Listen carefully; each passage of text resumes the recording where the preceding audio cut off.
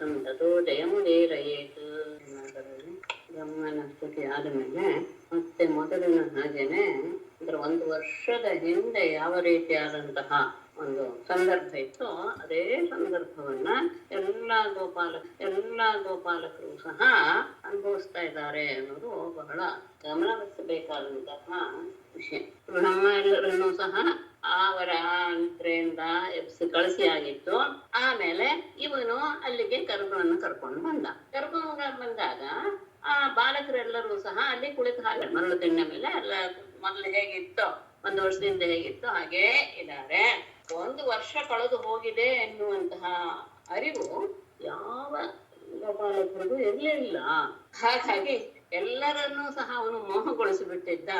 ಯಾಕೆ ಅಂದ್ರೆ ಇಡೀ ಜಗತ್ತೇ ಅವನ ಮಾಯೆಯಿಂದ ಮೋಹ, ಇದೇನು ದೊಡ್ಡ ವಿಷಯ ಅಲ್ಲ ಅಂತ ಶುಕರು ಹೇಳ್ತಾರೆ. ಕೃಷ್ಣನನ್ನ ನೋಡಿದ ತಕ್ಷಣ ಅವನದೇ ಕೈಯಲ್ಲಿ ಮೊಸರನ್ನ ಹಿಡ್ಕೊಂಡು ಹೋಗಿದ್ದಂತಹ ಅದೇ ದೃಶ್ಯದಲ್ಲಿ ಅವನು ಕಾಣ್ತಾನೆ. ಆಗ ಎಷ್ಟು ಬೇಗ ಬಂದ್ಬಿಟ್ಟೆ ಅಲ್ಲ ಬಾಬಾ, ನೀನಿಲ್ಲದೆ ನಾವು ಊಟನೇ ಮಾಡ್ಲಿಲ್ಲ, ಒಳ್ಳೇದಾಯ್ತು, ಒಟ್ಟಿಗೆ ಊಟ ಮಾಡೋಣ ಅಂತ ಹೇಳಿ ಅವನನ್ನ ಕರೆದು ಎಲ್ಲರೂ ಸಹ ಬಹಳ ಆನಂದದಿಂದ ಮಾಡಿದ್ರು. ಆಮೇಲೆ ಆದಿವಿರದ ಸರ್ಪವನ್ನ ತೋರಿಸ್ತಾ ಆತ ಗೋಕುಲಕ್ಕೆ ಹಿಂತಿರುಗಿದ. ಹೇಗೆ ಇದ್ದಾನೆ ಕೃಷ್ಣ, ನವಿಲಗರಿಯನ್ನ ಹಿಡಿದು ಮುಡ್ಕೊಂಡಿದ್ದಾನೆ, ತಲೆಯಲ್ಲಿ ಹೂಮಾಲೆಯನ್ನು ಧರಿಸಿದ್ದಾನೆ, ಕುತ್ತಿಗೆಯಲ್ಲಿ ದೇಹಕ್ಕೆಲ್ಲ ಗೈರಿಕ ಧಾತುಗಳ ಬಣ್ಣವನ್ನ ಹಚ್ಚಿಕೊಂಡಿದ್ದಾನೆ, ಕೋಲನ್ನ ಕಂಕಳಲ್ಲಿ ಹಿಡ್ಕೊಂಡು ಕೊಳಲು ಕೊಂಬುಗಳ ನಾದವನ್ನು ಮಾಡ್ತಾ ಎಲ್ಲ ಕರುಗಳನ್ನು ಸಹ ಕರಿತಾ ಅವನ ಮಾಡಿದಂತಹ ವಿಶೇಷವಾದಂತಹ ಮಹಿಮಾನ್ವಿತವಾದಂತಹ ಕಾರ್ಯವನ್ನ ಎಲ್ಲ ಗೋಪಾಲಕರು ಹೊಗಳ್ತಾ ಇದ್ದಾರೆ. ಹಾಗೆ ಎಲ್ಲರಿಂದ ಅನುಸರಿಸಿ ಹಿಂಬಾಲಿಸಿ ಬರ್ತಾ ಇರುವಂತಹ ಎಲ್ಲರೂ ಹಿಂಬಾಲಿಸಿ ಬರ್ತಾ ಇದ್ದಾರೆ. ಅವನು ಗೋಕುಲಕ್ಕೆ ಪ್ರವೇಶ ಮಾಡಿದ. ಅಲ್ಲಿರೋ ಗೋಪಿಯರಿಗೆಲ್ಲ ಆನಂದವನ್ನ ಉಂಟು ಮಾಡ್ತಾ ಬಂದ ತಕ್ಷಣ ಎಲ್ಲರೂ ಹೇಳ್ತಾರೆ, ಇವನು ಒಂದು ದೊಡ್ಡ ಹೆಬ್ಬಾವನ್ನೇ ಹೊತ್ಕೊಂಡು ಹಾಕ್ಬಿಟ್ಟು ನಮ್ಮನ್ನೆಲ್ಲ ರಕ್ಷಣೆ ಮಾಡಿದ. ಪರೀಕ್ಷಿತನಿಗೆ ಸ್ವಲ್ಪ ಆಶ್ಚರ್ಯವಾಗ್ಬಿಡುತ್ತೆ. ಎಲ್ಲರಿಗೂ ಸಹ ಕೃಷ್ಣನ ಬಗ್ಗೆ ಯಾಕೆ ಅಷ್ಟೆಲ್ಲ ಆನಂದ ಮತ್ತೆ ಪ್ರೇಮ? ಯಾಕೆ ತಮ್ಮ ಮಕ್ಕಳಿಗಿಂತ ಹೆಚ್ಚು ಪ್ರೀತಿ ಮಾಡ್ತಾ ಇದ್ರಲ್ಲ ಗೋಕುಲದ ಜನ, ಯಾಕೆ ಹೀಗೆ ಆಯ್ತು ಅದನ್ನ ಹೇಳಿ ಅಂತ. ಯಾಕೆಂದ್ರೆ ಎಲ್ಲರಿಗೂ ತಮ್ಮ ಮಕ್ಕಳು ಸಾನೆ ಪ್ರಿಯ ಲೋಕದಲ್ಲಿ. ಹಾಗಿರುವಾಗ ತಮ್ಮ ಮಕ್ಕಳಿಗಿಂತ ಹೆಚ್ಚು ಪ್ರೀತಿಯನ್ನ ಕೃಷ್ಣನಲ್ಲಿ ಮಾಡ್ತಾ ಇದ್ದಾರೆ ಅಂದ್ರೆ ಇದು ನಿಜವಾಗಿಯೂ ಸಹ ಆಶ್ಚರ್ಯಕರವಾದದ್ದೇ ಅಂತ ಹೇಳಿ, ಇದಕ್ಕೆ ಕಾರಣ ಏನು ಅಂತ ಕೇಳಿದಾಗ ಸುಖ ಮಹರ್ಷಿಗಳು ಅದ್ಭುತವಾದಂತಹ ವಿಷಯವನ್ನು ಹೇಳ್ತಾರೆ. ಎಲ್ಲ ಜೀವಿಗಳಿಗೂ ಸಹ ತಮ್ಮ ಆತ್ಮ ಎನ್ನುವುದು ಅತ್ಯಂತ ಪ್ರೀತಿ ಪಾತ್ರವಾದದ್ದು. ಅದನ್ನ ಬಿಟ್ಟು ಹೊರಗಡೆ ಇರುವುದೆಲ್ಲವೂ ಸಹ, ಅಂದ್ರೆ ಅದು ಮಕ್ಕಳಾಗಿರ್ಬೋದು, ಹಣ ಆಗಿರ್ಬೋದು, ಯಾವುದೇ ಒಂದು ಐಶ್ವರ್ಯ ಆಗಿರ್ಬೋದು, ಎಲ್ಲವೂ ಸಹ ಈ ಆತ್ಮನಿಗೆ ಸಂತೋಷವನ್ನು ಉಂಟು ಮಾಡುತ್ತೆ ಎನ್ನುವ ಕಾರಣದಿಂದ ಗೊತ್ತು. ತನ್ನನ್ನೇ ತಾನೇ ಇಷ್ಟಪಡುವಷ್ಟು ಉಳಿದ ವಸ್ತುಗಳನ್ನ ಯಾರೂ ಸಹ ಇಷ್ಟಪಡೋದಿಲ್ಲ. ಆದ್ರೆ ನಾವು ಅದನ್ನು ಗಮನಿಸಿರೋದಿಲ್ಲ ಅಷ್ಟೇ. ಆದರೆ ಎಲ್ಲರಿಗೂ ಸಹ ತಮ್ಮ ಆತ್ಮನ ಬಗ್ಗೆನೆ ಅತ್ಯಂತ ಕಳಕಳಿ ಮತ್ತು ಪ್ರೀತಿ ಇರುತ್ತೆ. ಈ ಆತ್ಮನಿಗೆ ಉಳಿದದ್ದೆಲ್ಲವೂ ಸಹ ಸಂತೋಷ ಕೊಡ್ತಾ ಇದೆ, ಸುಖ ಕೊಡ್ತಾ ಇದೆ. ಆ ಕಾರಣದಿಂದ ಉಳಿದ ವಸ್ತುಗಳ ವಿಷಯದಲ್ಲಿ, ಉಳಿದ ವ್ಯಕ್ತಿಗಳ ವಿಷಯದಲ್ಲಿ ಪ್ರೀತಿ ಅನ್ನೋದು ಉಂಟಾಗುತ್ತೆ. ಹಾಗಾಗಿ ನಾನು ಎನ್ನುವಂತಹ ಭಾವಕ್ಕೆ ಯಾವುದು ಆಶ್ರಯವಾಗಿದೆಯೋ, ಒಂದು ಮಾತು ಹೇಳ್ತಾರೆ, ಈ ದೇಹ ಹೋದ್ರೂ ಸಹ ಪ್ರತಿಯೊಬ್ಬರೂ ಸಹ ಏನಂತ ತಿಳ್ಕೊಳ್ತಾರೆ, ಎಲ್ಲ ಯಾರೇ ಮರಣ ಹೊಂದಿಲ್ಲ ಮನೆಯಲ್ಲಿ, ಯಾರ್ಯಾರೇ ಎಂಥವರೇ ಮರಣ ಹೊಂದ್ರಿ, ಪ್ರತಿಯೊಬ್ರು ಏನ್ ಅನ್ಕೊಳ್ತಾರೆ ಅಂದ್ರೆ ನಾನು ಯಾವಾಗ್ಲೂ ಇರ್ತೇನೆ. ಸಾಮಾನ್ಯವಾಗಿ ಇದು ಬರುವಂತದ್ದು. ಅಂದ್ರೆ ಅವ್ರು ಹೋದ್ರು ನಾನು ಇರ್ತೇನೆ, ಆ ಭಾವ ಸಾಮಾನ್ಯವಾಗಿರುತ್ತೆ. ಅದು ಸುಳ್ಳ ನಿಜವ ಅಂತ ಯೋಚನೆ ಮಾಡಿದಾಗ, ನಾನಿರ್ತೇನೆ ಅನ್ನುವಂತಹದ್ದು ದೇಹವನ್ನೇ ಇಟ್ಟುಕೊಂಡು ಹೇಳಿದ್ರೆ ಅದು ಸುಳ್ಳು, ಆದರೆ ಆತ್ಮವನ್ನೇ ಇಟ್ಟುಕೊಂಡು ಹೇಳಿದ್ರೆ ಅದು ನಿಜವೇ. ನಾನು ಎನ್ನುವುದು ಯಾವತ್ತೂ ಮರಣ ಹೊಂದದೇ ಇರುವಂತಹ ವಸ್ತುವೇ. ಹಾಗಾಗಿ ಆ ನಾನು ಎನ್ನುವಂತಹದ್ದಕ್ಕೆ ಆಧಾರವಾಗಿರುವಂಥದ್ದು ಈ ದೇಹ. ಹಾಗಾಗಿ ಆ ದೇಹದಲ್ಲಿ ಜನರಿಗೆ ಸಹಜವಾಗಿ ಪ್ರೀತಿ ಇರುತ್ತೆ. ನಾನು ಅಂತ ಹೇಳ್ಕೊಳಕ್ಕೆ ಇದಕ್ಕೆ ನಮ್ಗೆ ಮೂಲ ಕಾರಣ. ಹಾಗಾಗಿ ಅದರಲ್ಲಿ ಸಹಜವಾದಂತಹ ಪ್ರೀತಿ ಇರುತ್ತೆ. ಉಳಿದದ್ದೆಲ್ಲವೂ ಸಹ ಅದಕ್ಕೆ ಆಶ್ರಯವಾದ್ದರಿಂದ. ಮತ್ತೆ ದೇಹವನ್ನೇ ಆತ್ಮ ಅಂತ ತಿಳ್ಕೊಂಡ್ಬಿಡ್ತಾರಲ್ಲ ಮೂಢರು ಅಂತ ಅವರಿಗೂ ಸಹ ತಮ್ಮ ದೇಹ ಎಷ್ಟು ಪ್ರೀತಿಯೋ ಅಷ್ಟು ಪ್ರೀತಿ ದೇಹಕ್ಕೆ ಸಂಬಂಧಪಟ್ಟಂತಹ ವಸ್ತುಗಳ ವಿಷಯದಲ್ಲಿ ಇರುವುದಿಲ್ಲ. ಅಂದ್ರೆ ದೇಹದಲ್ಲಿಯೇ ಪ್ರೀತಿ ಇರುತ್ತೆ ಅಂತ ಹೇಳಕ್ ಹೊರಟ್ರೆ ಅದೂ ಸಹ ಅಲ್ಲ. ಅದು ನಿಜವಾಗಿಯೂ ಸಹ ಆತ್ಮದಲ್ಲಿ ಇರುವಂತಹ ತಂದುಕೊಳ್ಬೇಕು ಮನಸ್ಸಿಗೆ. ಯಾಕೆ ಅಂದ್ರೆ ದೇಹ ಇನ್ನೇನು ಜರ್ಜರಿತವಾಗಿದೆ, ಅದು ನಾಶವಾಗುತ್ತೆ ಅನ್ನೋದು ಗೊತ್ತಿದ್ದರೂ ಸಹ ನಾನು ಇರಬೇಕು ಎನ್ನುವಂತಹದ್ದು ಎಲ್ಲರಲ್ಲಿಯೂ ಸಹಜವಾಗಿ ಇರುವಂತಹದ್ದು ಕೊನೆಗಾಲದವರೆಗೂ. ಹಾಗಾಗಿ ಎಲ್ಲ ದೇಹಿಗಳಿಗೂ ಸಹ ತಮ್ಮ ಆತ್ಮ ಅನ್ನೋದು ಅತ್ಯಂತ ಪ್ರೀತಿ ಪಾತ್ರ. ಮತ್ತೆ ಹೊರಗಡೆ ಇರೋದು ಒಂದು ಮಾತಿದೆ ಕನ್ನಡದಲ್ಲಿ, ನಾನು ಉಂಟೋ 3 ಲೋಕ ಉಂಟು ಅಂತ. ನಾನಿದ್ರೆ ತಾನೆ ಈ 3 ಲೋಕಗಳು. ನಾನು ಎನ್ನುವಂತಹ ಶಬ್ದಕ್ಕೆ ಆಶ್ರಯವಾದಂತಹ ಈ ದೇಹ ಇದ್ದರೇನೆ ಈ 3 ಲೋಕಗಳು ಇದೆ. ಈ ನಾನು ಎನ್ನುವಂಥದ್ದನ್ನ ಆಶ್ರಯಿಸ್ಕೊಂಡಿದೆಯೇ ಹೊತ್ತು ಆ ನಾನು ಎನ್ನುವುದೇ ಇಲ್ಲದಿದ್ರೆ ಈ 3 ಲೋಕಕ್ಕೆ ಏನು ಬೆಲೆ? ಕನ್ನಡದಲ್ಲಿ ಅದೊಂದು ಒಳ್ಳೆಯ ಗಾದೆ ಇದೆ. ಹಾಗಾಗಿ ಎಲ್ಲ ಜೀವಾತ್ಮರಿಗೂ ಸಹ ಕೃಷ್ಣನೇ ಆತ್ಮ. ಆತ್ಮನ ಬಗ್ಗೆ ಸಹಜವಾಗಿ ಪ್ರೀತಿ ಇರೋದು ಅಂತ ಈಗ ಹೇಳಿ ಆಯ್ತಲ್ಲ. ಹಾಗಾಗಿ ತಮ್ಮ ಮಕ್ಕಳಿಗಿಂತ ತಮ್ಮ ಆತ್ಮ ಸ್ವರೂಪನಾದಂತಹ ಕೃಷ್ಣನ ಬಗ್ಗೆ ಎಲ್ಲರಿಗೂ ಸಹ ಏನಿದೆ, ಬಹಳ ಪ್ರೀತಿ ಇರುತ್ತೆ. ಅವನು ಜಗತ್ತಿನ ಹಿತಕ್ಕೋಸ್ಕರ ಮಾಯೆಯಿಂದ ದೇಹವನ್ನು ಧರಿಸಿ ಬಂದಿದ್ದಾನೆ, ಇದನ್ನ ನಿಜವಾಗಿ ತಿಳಿದುಕೋ ಅಂತ ಶುಕರು ಇವನಿಗೆ ಹೇಳ್ತಾ, ಪರೀಕ್ಷಿತನಿಗೆ ಹೇಳ್ತಾ, ಕೃಷ್ಣನೇ ಅಂದ್ರೆ ಪರಮಾತ್ಮನೇ ಎಲ್ಲ ಜಗತ್ತಿಗೂ ಕಾರಣ ಅಂತ ಯಾರು ತಿಳಿದುಕೊಂಡಿರ್ತಾರೋ ಅವರಿಗೆ ಈ ಜಗತ್ತು ಸಹ ಪರಮಾತ್ಮನ ರೂಪದಲ್ಲಿಯೇ ಕಾಣುತ್ತೆ. ಯಾಕೆಂದ್ರೆ ಆ ಇರೋದು ಒಂದೇ ವಸ್ತು ಎನ್ನುವ ಜ್ಞಾನ ಇದ್ದಾಗ ಎಲ್ಲ ಕಡೆಗೂ ಸಹ ಪರಮಾತ್ಮನ ಸ್ವರೂಪವೇ, ಅಂದ್ರೆ ಅದರ ಜ್ಞಾನ ಇದ್ದವರಿಗೆ ಎಲ್ಲ ಕಡೆಯೂ ಸಹ ಪರಮಾತ್ಮನ ಸ್ವರೂಪವೇ ಕಂಡು ಬರುತ್ತೆ. ಸಾಮಾನ್ಯವಾಗಿ ಕೆಲವರು ತುಂಬಾ ಅತ್ಯಂತ ಭಕ್ತರಾದವರು ಕೆಲವು ಸತಿ ಅಳೋದು, ಕೆಲವು ಸತಿ ನಗೋದು, ಅಂದ್ರೆ ಅವರ ಮನಸ್ಸಿನಲ್ಲಿ ಆ ರೀತಿಯಾದಂತಹ ಆ ಚಿತ್ರಣ ಕಾಣಿಸ್ತಾ ಇರುತ್ತೆ ಅಂತ ಅರ್ಥ. ಪರಮಾತ್ಮ ಅವರನ್ನ ನಗಿಸ್ತಾ ಇರ್ತಾನೆ, ಅದನ್ನು ನೋಡಿ ಅವರಿಗೆ ನಗು ಬರುತ್ತೆ. ಅವನ ಲೀಲೆಯನ್ನು ನೋಡಿದಾಗ ಬಹಳ ಆಶ್ಚರ್ಯವಾಗುತ್ತೆ. ಅಂದ್ರೆ ನಮಗೆ ಆತ ಅವರು ಹುಚ್ಚರು ಹಾಗೆ ಕಾಣಿಸಬಹುದು, ಆದರೆ ಅವರು ನಿಜವಾಗಿಯೂ ಸಹ ಪರಮಾತ್ಮನ ಲೀಲೆಯನ್ನ ತಮ್ಮಲ್ಲಿಯೇ ಆನಂದ ಪಡ್ತಾ ನೋಡ್ತಾ ಅವರು ಎಲ್ಲ ಭಾವಗಳನ್ನು ಸಹ ಹೊರಗಡೆ ಪ್ರಕಟಪಡಿಸ್ತಾರೆ. ಇದು ಪ್ರೀತಿಯ ಅಥವಾ ಪರಮಾತ್ಮನನ್ನ ಆರಾಧಿಸುವ ಭಕ್ತಿಯ ಪರಮಾತ್ಮ. ಎಲ್ಲ ವಸ್ತುಗಳು ಸಹ ಕೊನೆಯಲ್ಲಿ ಹೋಗಿ ನಿಂತ್ಕೊಳ್ಳೋದು ಯಾವುದೋ ಒಂದು ಕಾರಣದಲ್ಲಿ. ಅಂತಹ ಕಾರಣಕ್ಕೂ ಸಹ ಕಾರಣನಾದಂತಹ ಪರಮಾತ್ಮ. ಹಾಗಾಗಿ ಕೃಷ್ಣ ಇಲ್ಲದೆ ಇರುವಂತಹ ಇನ್ನೊಂದು ವಸ್ತು ಎನ್ನುವುದು ಇಲ್ಲವೇ ಇಲ್ಲ. ಪವಿತ್ರವಾದ ಕೀರ್ತನೆಗಾಗಿ ಅಂತಹ ಪರಮಾತ್ಮನ ಪಾದವೆಂಬ ನೌಕೆಯನ್ನ ಆಶ್ರಯಿಸುವಂತವರು ಮಹಾತ್ಮರು. ಹಾಗಾಗಿ ಅಂತಹ ಮಹಾತ್ಮರಿಗೆ ಈ ಸಂಸಾರ ಎನ್ನುವಂಥದ್ದು ದೊಡ್ಡ ಸಮುದ್ರವೇ ಆಗುವುದಾದರೂ ಸಹ ಅವರಿಗೆ ಅದು ಕರುವಿನ ಹೆಜ್ಜೆಯಷ್ಟೇ ದೊಡ್ಡದಾಗಿರುತ್ತೆ. ಅಂದ್ರೆ ಅಷ್ಟು ಸುಲಭವಾಗಿ ಬಿಡುತ್ತಾರೆ. ಮತ್ತೆ ಅವರ ಸ್ಥಾನ ಎನ್ನುವುದು ವೈಕುಂಠವೇ ಆಗಿರುತ್ತೆ. ಅವರಿಗೆ ಯಾವ ರೀತಿಯ ವಿಪತ್ತುಗಳು ಎನ್ನುವುದು ಸಹ ಬರೋದಕ್ಕೆ ಸಾಧ್ಯವೇ ಇಲ್ಲ. ಹೀಗೆ ಕೌಮಾರ ವಯಸ್ಸಿನಲ್ಲಿ ನಡೆದದ್ದನ್ನ ಪೊಂಗಂಡ ವಯಸ್ಸಿನಲ್ಲಿ ಹೇಳಿದ್ರು ಹೇಗೆ ಅಂತ ನೀನು ಪ್ರಶ್ನೆ ಮಾಡಿದ್ನಲ್ಲ, ನಾನು ನನಗೆ ತಿಳಿಸಿದ್ದೇನೆ ಅಂತ ಹೇಳಿ, ಹೀಗೆ ಅವರು ತಮ್ಮ ಆ ಬಾಲ್ಯವನ್ನೆಲ್ಲ ಈ ರೀತಿಯಾಗಿ ಕಳೆದ್ರು. ಆಟ ಆಡ್ತಾ ಎಲ್ಲೂ ಕಳೆದ್ರು. ಹೀಗೆ ಆಡಿದಂತಹ ವಿಷಯವನ್ನ ಯಾರು ಹೇಳ್ತಾರೋ ಅವರಿಗೂ, ಯಾಕೆಂದ್ರೆ ಬ್ರಹ್ಮನ ಸ್ತುತಿಯೇ ಇದರಲ್ಲಿ. ಅವನನ್ನ ಆ ರೀತಿಯಾಗಿ ನಾವು ಸಣ್ಣ ಪುಟ್ಟ ಹುಡುಗ ಕೈಯಲ್ಲಿ ಮೊಸರನ್ನ ಹಿಡ್ಕೊಂಡು ಓಡ್ತಾ ಇದ್ದಾನೆ, ಇದನ್ನ ಕರುಗಳನ್ನ ಕರೆಯಕ್ಕೆ ಹೋಗ್ತಾ ಇದ್ದಾನೆ, ಇದನ್ನೆಲ್ಲ ಊಹಿಸ್ಕೊಂಡು ಬಂದಾಗ ಆ ರೀತಿಯಾಗಿ ಎಲ್ಲರೂ ಸಹ ತಮ್ಮ ತಮ್ಮ ಕೆಲಸದಲ್ಲಿ ತೊಡ್ಕೊಂಡಿದ್ರು.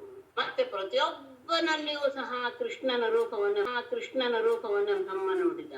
ಇದನ್ನೆಲ್ಲ ಮನಸ್ಸಿಗೆ ತಂದ್ಕೊಂಡಾಗ, ಅಂದ್ರೆ ಲೇಲೆ ಹೇಗೆ ನಡೀತೋ ಅದನ್ನೆಲ್ಲ ಹೇಳಿದ್ದಾರೆ. ಪ್ರತಿಯೊಬ್ಬರಲ್ಲಿಯೂ ಸಹ ಕೃಷ್ಣನ ದರ್ಶನ ಆಯ್ತು. ಅಷ್ಟೇ ಅಲ್ಲ, ಪ್ರತಿಯೊಂದು ಕೃಷ್ಣನ ರೂಪದಲ್ಲಿರುವಂತಹ ವ್ಯಕ್ತಿಯನ್ನು ಸಹ ಎಲ್ಲರೂ ಸಹ, ಅಂದ್ರೆ ನನ್ನಿಂದ ಹಿಡಿದು ಎಲ್ಲರೂ ಪ್ರತಿಯೊಬ್ಬರು ಸಹ ಆರಾಧಿಸ್ತಾ ಇರೋದನ್ನು ಸಹ ಬ್ರಹ್ಮನೇ ನೋಡುದು. ಎಲ್ಲ ಹೇಳಿ ಆಮೇಲೆ ಸ್ಟಿಚಿಂಗ್ ಮಾಡಿದ್ದಿದೆಯಲ್ಲ, ಅದು ಅತ್ಯಂತ ಅಮೋಘವಾದದ್ದು. ಅದನ್ನ ನಾವು ಓದ್ತಾ ಇದ್ದ ಹಾಗೆ ಪುಣ್ಯ ಪ್ರಾಪ್ತಿ ಇದೆಲ್ಲೂ ಹೌದು, ಅದು ಆಮೇಲೆ ಇಟ್ಕೊಳ್ಳೋಣ. ಆದ್ರೆ ಮನಸ್ಸು ಒಂದು ರೀತಿಯಾದಂತಹ ಆನಂದ ಮತ್ತು ಆಶ್ಚರ್ಯದ ಅನುಭವವನ್ನು ಪಡೆಯೋದಿದೆಯಲ್ಲ, ಅದು ನಿಜವಾಗಿಯೂ ಸಹ ಸಾರ್ಥಕತೆಯ ಒಂದು ತಂತ್ರ. ಓಂ ನಮೋ ಭಗವತೆ ವಾಸುದೇವಾಯ. ಈಗ ಪೌಗಂಡ ವಯಸ್ಸಿಗೆ ಬಂದ್ರು. 5ನೇ 6ನೇ ವಯಸ್ಸಿನಿಂದ 10ನೇ ವಯಸ್ಸಿನವರೆಗೆ ಇರುವಂತಹ ಅವಸ್ಥೆಯನ್ನ ಪೌಗಂಡಾವಸ್ಥೆ ಅಂತ ಹೇಳ್ತಾರೆ. 1ನೇ ವರ್ಷದಿಂದ 5ನೇ ವರ್ಷವನ್ನು ಕೌಮಾರಾವಸ್ಥೆ ಅಂತ ಹೇಳೋದು. ಹರಿ ಓಂ ಮೇಡಮ್.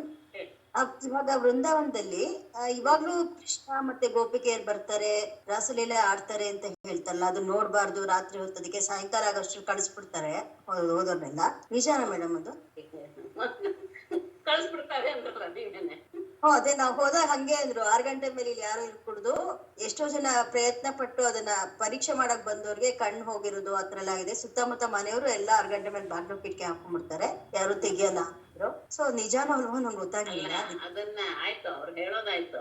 ನೀವ್ ಅಲ್ಲಿರೋರ್ನ ಯಾರನ್ನಾದ್ರೂ ವಿಚಾರಿಸಿದ್ರ, ಹೌದಾ ನೀವೆಲ್ಲ 6 ಗಂಟೆ ಬಾಗ್ಲ ಹಾಕೊಂಡ್ಬಿಡ್ತೀರಾ ಅಂತ?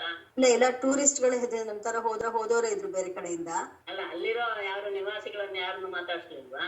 ಇಲ್ಲ, ಅದು ಸ್ವಲ್ಪ ದೂರದಲ್ಲಿ ಮಾತಾಡ್ಸ್ಬೇಕು ಯಾವಾಗ್ಲೂ. ಅದು ನಮಗೆ ಹೆಚ್ಚು ಇದು ಕೊಡುತ್ತೆ, ಪ್ರಭಾವನೂ ಕೊಡುತ್ತೆ, ಮತ್ತೆ ವಿಷಯದ ಅರಿವು ಸಹ ಆಗುತ್ತೆ. ಅಲ್ಲಿರೋ ಅಂಥವ್ರಿಗೆ ಹೇಗೆ ನಡ್ಕೊತಾ ಇದ್ದಾರೆ ಬಹಳ ಮುಖ್ಯ. ಆದ್ರೆ ವೃಂದಾವನದ ಬಗ್ಗೆ ಹೇಳನ್ನ ತುಂಬಾನೇ, ಮತ್ತೆ ಇನ್ನು ಪದ್ಮಪುರಾಣದಲ್ಲಿ ಹೇಳೋ ಪ್ರಕಾರ ವೃಂದಾವನ ಸಾಮಾನ್ಯ ಜನರ ಕಣ್ಣಿಗೆ ಕಾಣಿಸೋದೇ ಇಲ್ಲ ಅಂತ. ಪುಣ್ಯ ಮಾಡಿದವ್ರಿಗೆ ಮಾತ್ರ ವೃಂದಾವನ ಕಾಣಿಸುತ್ತೆ ಹೊತ್ತು, ಇಲ್ದಿದ್ರೆ ವೃಂದಾವನ ವೃಂದಾವನ ಎನ್ನೋದು ಏನಿದೆಯೋ ಅದು ನಾಪ್ಕ ಇಟ್ಕೊಡಿ. ನಾವು ವೃಂದಾವನಕ್ಕೆ ಹೋಗಿ ಬಂದ್ವಿ ಅಂತ ಎಲ್ರು ಹೇಳ್ತಾರಲ್ಲ ಅಂತ ನಿಮ್ಗೆ ಸಂದೇಹ ಬರುತ್ತೆ. ಅವ್ರು ಹೇಳೋ ಪ್ರಕಾರ ವೃಂದಾವನ ಎನ್ನೋದು ಏನು ಇದೆಯೋ, ಅಂದ್ರೆ ಪವಿತ್ರವಾದಂತ ಒಂದು ಸ್ಥಳ ಅನ್ನೋದಿದೆಯೋ, ಅದನ್ನ ಪುಣ್ಯ ಮಾಡಿದವ್ರು ಮಾತ್ರ ನೋಡಕ್ ಸಾಧ್ಯ ಹೊರತು ಇಲ್ಲಿದ್ರೆ ಅವ್ರಿಗೆ ದರ್ಶನವೂ ಆಗೋದಿಲ್ಲ. ಯಾಕೆಂದ್ರೆ ಅಂತಹ ಪವಿತ್ರವಾದ ಕೃಷ್ಣನ ಬಾಲ ಲೀಲೆ ಅಲ್ಲಿ ನಡೆದಿರೋದ್ರಿಂದ ಅದಕ್ಕೂ ಒಂದು ಪುಣ್ಯ ಬೇಕಲ್ಲ ನೋಡೋರಿಗೆ ಅಂತಾನೆ ಪದ್ಮಪುರಾಣದಲ್ಲಿ ಹೀಗೆ ಇದೆ.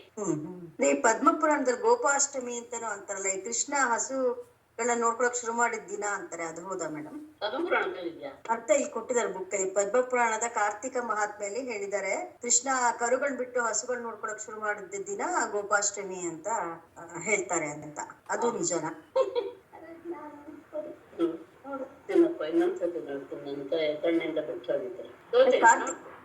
ಕಾರ್ತಿಕ ಮಾಸದಲ್ಲಿ ಶುಕ್ಲ ಪಕ್ಷದ ಆದ್ಮೇಲೆ 8ನೇ ದಿನ ಅಂತ ಕೊಟ್ಟಿದ್ದಾರೆ. ಅದನ್ನ ಗೋಪಾಷ್ಟಮಿ ಕರೀತಾರೆ ಅಂತ ಕೊಟ್ಟಿದ್ದಾರೆ. ಸಾಮಾನ್ಯ ಇಸ್ಕಾನ್ ಫಾಲೋವರ್ಸ್ ಇದನ್ನ ಆಚರಣೆ ಮಾಡ್ತಾರೆ.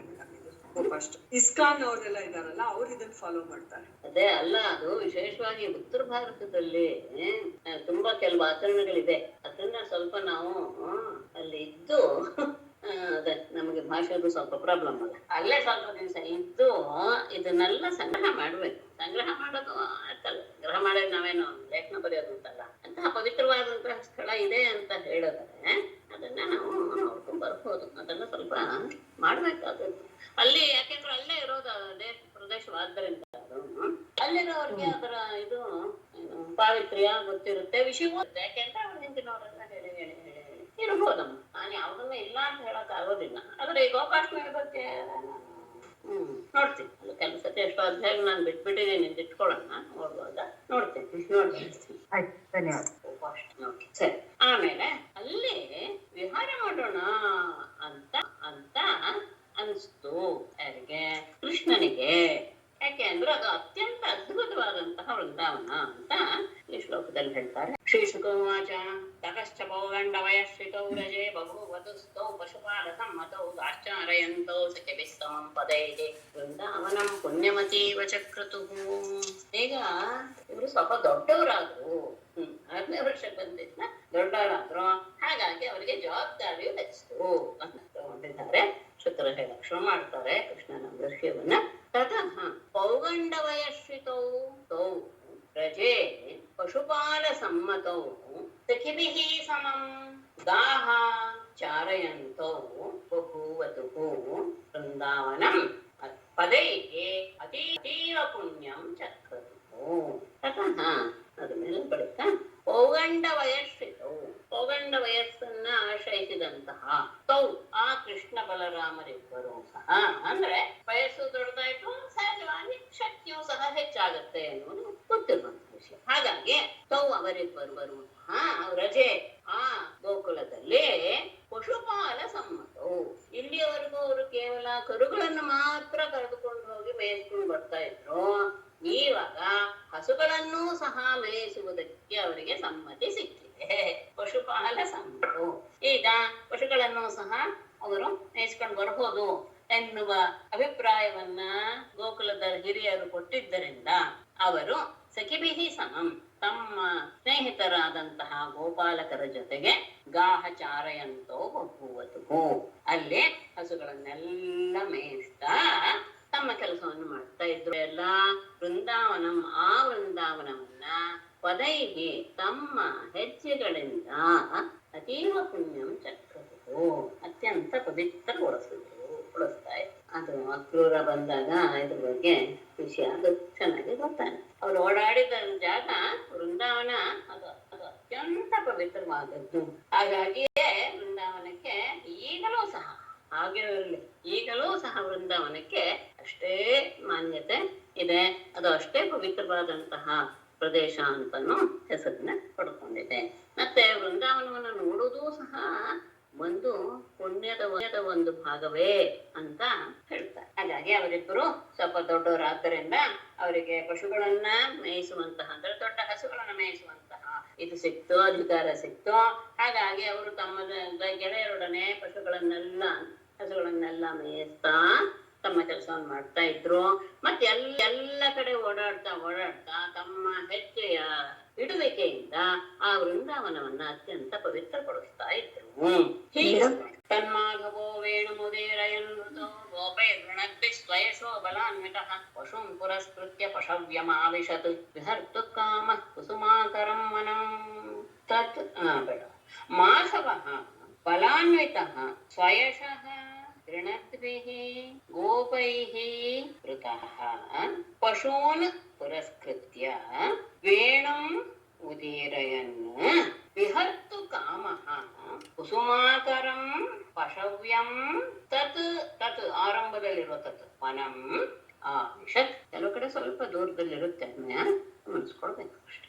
ಮಾಧವ ಕೃಷ್ಣನು ಬಲಾನ್ವಿತ ಬಲರಾಮನ ಜೊತೆಗೆ ಸೇರಿಕೊಂಡು ಸ್ವಯಶಃ ಪ್ರಣತ್ತಿ ಗೋಪೈಹಿ, ತನ್ನ ಕೀರ್ತಿಯನ್ನ ಅಥವಾ ತನ್ನ ಕಾರ್ಯಗಳನ್ನೆಲ್ಲ ಹಾಡ್ತಾ ಬರ್ತಾ ಇರುವಂತ ಒಡನೆ ವೃತಃ ಕೂಡಿಕೊಂಡೇ ಪಶುವನ್ ಪುರಸ್ಕೃತ್ಯ, ಹಸುಗಳನ್ನ ಅವುಗಳನ್ನ ಪುರಸ್ಕೃತ್ಯ ಅಂದ್ರೆ ಅವಳ ಮುಂದೆ ಮಾಡ್ಕೊಂಡು, ಅಂದ್ರೆ ಹಸುಗಳನ್ನ ಮೇಯಿಸೋದಕ್ಕೋಸ್ಕರ ಮುಂದೆ ವೇಣು ಉದೀರಯನ್, ಕೊಳಲನ್ನ ಓದುತ್ತಾ ವಿಹರ್ತು ಕಾಮಃ, ಅಲ್ಲಿ ವಿಹಾರ ಮಾಡಬೇಕು ಎನ್ನುವ ಬಯಕೆಯನ್ನು ಹೊಂದಿದವನಾಗಿ ಕುಸುಮಾಕರಂ, ಅತ್ಯಂತ ಹೂವುಗಳ ಆ ಸೌಂದರ್ಯದಿಂದ ಆವೃತವಾಗಿರುವಂತಹ ಪಶವ್ಯಂ, ಅದು ತುಂಬಾ ಮುಖ್ಯ, ಪಶುಗಳಿಗೆ ಯೋಗ್ಯವಾದಂತಹ ಎಳೆಯ ಹುಲ್ಲುಗಳು ಇರುವಂತಹ ಅಂತಹ ತತ್ವನಂ ಆವಿಶತ್, ಆ ವೃಂದಾವನವನ್ನ ಎಲ್ಲರೂ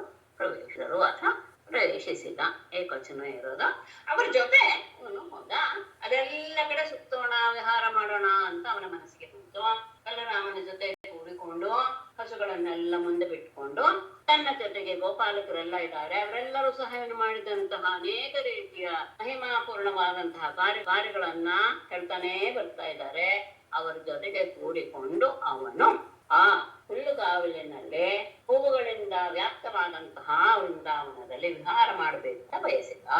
ಹೇಗಿದೆ ತನ್ಮಂಜು ಘೋಷಾಲಿ ಮೃಗದ್ವಿಜಾಕುಲಂ ಮಹನ್ ಮನಃ ಪ್ರಖ್ಯಪಯ ಸರಸ್ವತ ವಾತೇನ ಜುಷ್ಟಂ ಶತಪತ್ರ ಗಂಧಿನ ನಿರೀಕ್ಷ್ಯ ರಂತುಂ ಭಗವಾನ್ ಮನೋದತೆ. ಮಂಜು ಘೋಷಾಲಿ ಮೃಗದ್ವಿಜಾಕುಲಂ ಮಹನ್ ಮನಃ ಪ್ರಖ್ಯಪಯ ಸರಸ್ವತ ವಾತೇನ ಶತಪತ್ರ ಗಂಧಿನ ಜುಷ್ಟಂ ತತ್ ಆರಂಭದಲ್ಲಿರು ನಿರೀಕ್ಷ್ಯ ಭಗವಾನ ರಂತುಂ ಮನಃ.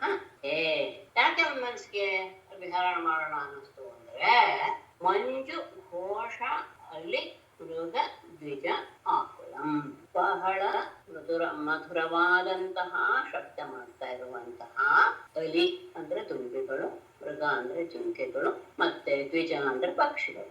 ಇವುಗಳಿಂದ ವ್ಯಾಪ್ತವಾದ ಎಲ್ಲ ಕಡೆ ಮಧುರವಾದಂತಹ ಕೂಗು, ಹಕ್ಕಿಗಳ ಕಲರವ, ಜಿಂಕೆಗಳ ಕೂಗು, ಭೃಂಗಿಗಳ ಗುಂಜಾರವ ಇತ್ಯಾದಿ ಎಲ್ಲದರಿಂದ ವ್ಯಾಪ್ತವಾಗಿದೆ. ಅಂದ್ರೆ ಮನಸ್ಸಿಗೆ ಮತ್ತೆ ಶ್ರವಣಕ್ಕೆ, ಕಿವಿಗೆ ಬಹಳ ಆನಂದವನ್ನು ಉಂಟು ಮಾಡ್ತಾ ಇದೆ. ಮತ್ತೆ ಗಾಳಿ ಬೀಸ್ತಾ ಇದೆ. ಗಾಳಿ ಹೇಗೆ ಬೀಸ್ತಾ ಇದೆ ಅನ್ನೋದನ್ನ ಅದ್ಭುತವಾಗಿ ಹೇಳ್ಬಿಟ್ಟಿದ್ದಾರೆ.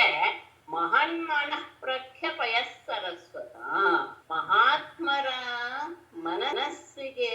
ಮನಸ್ಸಿನ ಹಾಗೆ ಇರುವ, ಪ್ರಖ್ಯ ಅಂದ್ರೆ ಅದಕ್ಕೆ ಸರಿಸಮಾನವಾದದ್ದು, ಅಂತಹ ಸ್ವಚ್ಛವಾದಂತಹ ನೀರಿನಿಂದ ತುಂಬಿದ ಸರೋವರದ ಮೇಲೆ ಬಂದಿದ್ರಿಂದ, ಯಾವುದು ವಾತ. ಸರೋವರ ಹೇಗಿದೆ? ಮಹಾತ್ಮರ ಮನಸ್ಸಿನ ಹಾಗೆ ಅತ್ಯಂತ ಸ್ವಚ್ಛವಾಗಿದೆ. ಅಂತಹ ಆ ಸರೋವರದ ಮೇಲೆ ಬೀಸಿ ಬಂದಂತಹ ವಾತ ಗಾಳಿಯಿಂದ ಅಂದ್ರೆ ಏನೋ, ಆ ಗಾಳಿಯಲ್ಲಿ ಶೈತ್ಯ ಎನ್ನುವುದು ಇದೆ ಎನ್ನುವುದಕ್ಕೆ ಸರಸ್ಸಿನ ಮೇಲೆ ಬಂದಿದೆ ಅಂತ ಹೇಳಿದ್ದಾರೆ. ಅಷ್ಟೇ ಅಲ್ಲ, ಶತಪತ್ರದಂತಿನ ಆ ಸರೋವರದಲ್ಲಿರುವಂತಹ ಕಮಲದ ಸುಗಂಧದಿಂದ ಕೂಡಿ ಅತ್ಯಂತ ಉತ್ತಮವಾದಂತಹ, ಅದರಿಂದ ಸೇವಿಸಲ್ಪಟ್ಟ ಅಂತ ಅಷ್ಟ ಮಂತ್ರ, ಅದರಿಂದ ಕೂಡಿರುವಂತಹ ತತ್ ಆ ವೃಂದಾವನವನ್ನ ನಿರೀಕ್ಷೆ ನೋಡಿ ಭಗವಾನ್ ಪರಮಾತ್ಮನು ರಂತು ಅನಹದಹೇ, ಅಲ್ಲಿ ವಿಹಾರ ಮಾಡಬೇಕು ಅಂತ ಅವನು ಮನಸ್ಸನ್ನ ಮಾಡಿದ. ಮನೋಹರವಾದಂತಹ ಧ್ವನಿಯನ್ನ ಮಾಡ್ತಾ ಇವೆ ಭ್ರಮರಗಳು, ಜಿಂಕೆಗಳು, ಪಕ್ಷಿಗಳು. ಅಂತಹ ಮಧುರವಾದ ಧ್ವನಿಯಿಂದ ವ್ಯಾಪ್ತವಾಗಿರುವಂತಹ ವನ, ಸಜ್ಜನರ ಮನಸ್ಸಿನ ಹಾಗೆ ತಿಳಿಯಾದ ನೀರಿನಿಂದ ತುಂಬಿರುವಂತಹ ಆ ಕೊಳದ ಮೇಲೆ ಬೀಸಿ ಬಂದಂತಹ ತಂಗಾಳಿ ತಾವರೆಯ ಸುಗಂಧವನ್ನು ಸಹ ಹೊತ್ಕೊಂಡು ಬಂದಿದೆ. ಹಾಗಾಗಿ ಇನ್ನೂ ಮನಸ್ಸನ್ನ ಆನಂದಗೊಳಿಸ್ತಾ ಇದೆ. ಅಂತಹ ವನವನ್ನು ನೋಡಿ ಭಗವಂತನಿಗೆ ಅಲ್ಲಿ ವಿಹರಿಸಬೇಕು ಎನ್ನುವ ಮನಸ್ಸು ಆಯಿತು. ಅಲ್ಲೇ ಇಲ್ಲಿ ಸ್ವಲ್ಪ ಈ ಶ್ಲೋಕದಲ್ಲಿ ಏನೋ ತೊಂದರೆ ಆದ ಹಾಗೆ ಅನ್ಸುತ್ತೆ ನೋಡಿ. ತತ್ರ ತತ್ರ ಋಣಪಲ್ಲವಶ್ರಿಯ ಫಲಪ್ರಸೂನೋರ್ಭರೇಣ ಪಾದಯೋ ತತ್ಶಿಖಾನ್ ವೀಕ್ಷ್ಯ ಮನಸ್ಪತಿ ಮುದಾ ಮಯನ್ನಿವಾಹಾಗ್ರಜಂ ಆದಿಪುರುಷಃ. ತತ್ರ ತತ್ರ ಅರುಣಪಲ್ಲವಶ್ರಿಯ ಫಲಪ್ರಸೂನೋರ್ಭರೇಣ ಪಾದಯೋಃ ಸ್ಪೃಶತ್ಸಿಕಾನ್ ವನಸ್ಪತೀನ್ ವೀಕ್ಷ್ಯ ಮುದಾ ಸಹ ಆದಿಪುರುಷಃ ಸ್ಮಯನ್ ಇವ ಅಗ್ರಜಂ ಆಹಾ. ತತ್ರ ತತ್ರ ಅಲ್ಲಲ್ಲಿ ಅಂದ್ರೆ ಎಲ್ಲ ಕಡೆಯೂ ಅನ್ನೋದು ಅರ್ಥ. ಅರುಣ ಪಲ್ಲವ ಶ್ರಿಯ ಕೆಂಪಾದಂತಹ ಚಿಗುರಿನ ಕಾಂತಿಯಿಂದ ಯಾವುದೋ ಆ ಮರದ ಕೊಂಬೆಗಳು. ಫಲಪ್ರಸೂನ ಉರುಭರೇಣ ಹಣ್ಣು ಇವೆ ಮತ್ತು ಹೂವುಗಳು ಇವೆ. ಅದರಿಂದ ಹಾರ ಆದ್ದರಿಂದ ಅದು ಸ್ವಲ್ಪ ಬಗ್ಗಿದೆ, ಯಾವುದೋ ಆ ಮರಗಳ ಕೊಂಬೆಗಳು. ಹಾಗಾಗಿ ಅದರಿಂದ ಪಾದಯೋಹೋ ಆ ಕೃಷ್ಣನ ಪಾದಗಳಿಗೆ ಸ್ಪೃಶತ್ಸಿಕಾನ್ ತಮ್ಮ ಆ ರೆಂಬೆಗಳನ್ನ ಸ್ಪರ್ಶ ಮಾಡ್ತಾ ಇವೆಯೋ ಎನ್ನುವ ರೀತಿಯಲ್ಲಿರುವ ವನಸ್ಪತೀನ್ ಆ ಕಾಡಿನಲ್ಲಿರುವಂತಹ ವೃಕ್ಷಗಳನ್ನ ವೀಕ್ಷ್ಯ ನೋಡಿ ಮುದಾ ಸಂತೋಷದಿಂದ ಸಹ ಆದಿಪುರುಷ ಆ ಪರಮಾತ್ಮನು ಸ್ಮಯನ್ ಇವ ಅಂದ್ರೆ ಇಂತಹ ಆನಂದ ಅದ್ಭುತವಾದದ್ದು ಮತ್ತೆ ಕಾಣಿಸ್ತಾ ಇದೆಯಲ್ಲ ಅಥವಾ ಮತ್ತೆ ಸಿಗುತ್ತೋ ಇಲ್ವೋ ಎನ್ನುವಂತಹ ಅದ್ಭುತವಾದ ದೃಶ್ಯವನ್ನು ನೋಡಿದನೋ ಎನ್ನುವ ರೀತಿಯಲ್ಲಿ ಅಗ್ರಜಂ ತನ್ನ ಅಣ್ಣನಾದಂತಹ ಬಲರಾಮನಿಗೆ ಈ ರೀತಿಯ ಮಾತನ್ನ ಆಡ್ತಾನೆ. ಅಲ್ಲಿ ಮರಗಳು ಚೆನ್ನಾಗಿ ಚಿಗುರಿವೆ, ಕೆಂಪಾದಂತಹ ಚಿಗುರುಗಳನ್ನು ಕೂಡಿವೆ, ಸಮೃದ್ಧಿಯಾಗಿವೆ ಹಣ್ಣು ಮತ್ತು ಹೂವುಗಳು. ಆ ಹೂ ಹಣ್ಣುಗಳ ಭಾರದಿಂದ ಅವುಗಳೆಲ್ಲೂ ಸಹ ಬಗ್ಗಿ ಸಹಜವಾಗಿ ಭಾರ ಹೊತ್ತದಾಗ ಬಗ್ಗೋದು ಸಹಜ. ಹಾಗಿರುವಾಗ ಅವುಗಳೆಲ್ಲ ಏನಾಗಿದೆ ಅಂದ್ರೆ ಭೂಮಿಗೆ ತಲುಗುತ್ತಾ ಇದೆಯೋ ಅವುಗಳ ರೆಂಬೆಗಳು ಎನ್ನುವ ಹಾಗೆ ಇದೆ.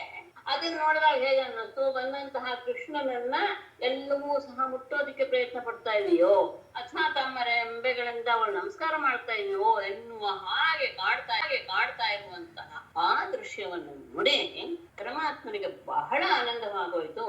ಅದ್ಭುತವಾದ ದೃಶ್ಯವನ್ನು ನೋಡಿದನು ಎನ್ನುವ ಆನಂದವನ್ನ ಅನುಭವಿಸ್ತಾ ಅವನು ತನ್ನ ಅಣ್ಣನಾದ ಬಲರಾಮನಿಗೆ ಮುಂದೆ ಆಡುವ ಮಾತನ್ನ ಆಡ್ತಾನೆ. ಶ್ರೀ ಭಗವಾನುವಾಚ ಅಹೋ ಮೇ ದೇವರಾಮರಾಚಿತಂ ಪಾದಾಂಬುಜಂ ತೇ ಸುಮನಃ ಫಲಾರ್ಹಣಂ ನಮಂತ್ಯು ಪಾದಾಯ ಶಿಖಾಭಿರಾತ್ಮನಃ ತಮೋಪಹತ್ಯೈ ತರು ಜನ್ಮಯತ್ಕೃತಂ.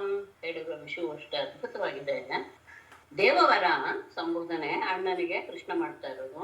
ಅಮಿ ಅಮರಾರ್ಚಿತಂ ತೇ ಪಾದಾಂಬುಜಂ ಸುಮನಃ ಫಲಾರ್ಹಣಂ ಪಾದಾಯ ಆತ್ಮನಃ ಶಿಖಾಭಿಃ ಯತ್ ಕೃತಂ ತರುಜನ್ಮ ತಮಃ ಅಪಹತ್ಯೈ ನಮಂತಿ. ಅಹೋ ದೇವವರ, ದೇವಶ್ರೇಷ್ಠನೇ. ಅಮಿ ಇವುಗಳು ಅಂದ್ರೆ ವೃಕ್ಷಗಳು ಅಂತ ಅರ್ಥ. ವೃಕ್ಷಗಳು ಪುಲ್ಲಿಂಗ, ಅದರಿಂದ ಅಮಿ ಅನ್ನೋ ಶಬ್ದ ಅಂತ ಉಂಟೆ. ಇವುಗಳು ಅಮರಾರ್ಚಿತಂ ದೇವತೆಗಳಿಂದ ಪೂಜಿಸಲ್ಪಟ್ಟಂತಹ ತೇ ಪಾದಾಂಬುಜಂ ನಿನ್ನ ಪಾದ ಕಮಲಗಳನ್ನ ಸುಮನಃ ಫಲಾರ್ಹಣಂ ಒಳ್ಳೊಳ್ಳೆ ಸುಮನಃ ಹೂವು, ಹೂವು ಮತ್ತು ಹಣ್ಣು ಇವುಗಳೆಲ್ಲವೂ ಸಹ ಪೂಜೆಗೆ ಯೋಗ್ಯವಾದಂತಹ ವಸ್ತುಗಳನ್ನು ಉಪಾದಾಯ ತೆಗೆದುಕೊಂಡು ಬಂದು ಆತ್ಮನಃ ಶಿಖಾಭಿಗೆ ತಮ್ಮ ಆ ರೆಂಬೆಗಳಿಂದ ಕೊಂಬೆಗಳಿಂದ ನಿನಗೆ ನಮಸ್ಕಾರ ಮಾಡ್ತೇವೆ. ನಮಂತಿ ಯಾತಕ್ಕೆ ನಮಸ್ಕಾರ ಮಾಡ್ತೇವೆ ಅಂದ್ರೆ ಎತ್ ಕೃತಂ ತರು ಜನ್ಮ. ಯಾವ ಗಮನಿಸ್ಕೊಳ್ಳಿದ್ದೆ ಎರಡು ಅರ್ಥವೂ ಆಗತ್ತೆ. ಎತ್ ಕೃತಂ ತರು ಜನ್ಮ, ಜನ್ಮ ಆಗಿದ್ದು ಯಾತಕ್ಕೆ ಕರ್ಮದಿಂದ. ಈ ಮರದ ಜನ್ಮವನ್ನ ಪಡೆದಿದ್ದು ಯಾವ ಕಾರಣದಿಂದಲೋ ಅಂದ್ರೆ ಅದು ಪುಣ್ಯ ಅಂತ ಭಾವಿಸಿದರೆ, ಯಾವುದೋ ಒಂದು ಪುಣ್ಯದಿಂದಲೇ ನಾವು ತರುಜನ್ಮವನ್ನು ಪಡೆದಿದ್ದೇವೆ. ಯಾಕೆ ಅಂದ್ರೆ ನಮ್ಮನ್ನ ಆಶ್ರಯಿಸಿ ಅನೇಕರು ಆನಂದವನ್ನು ಹೊಂದುತ್ತಾರೆ.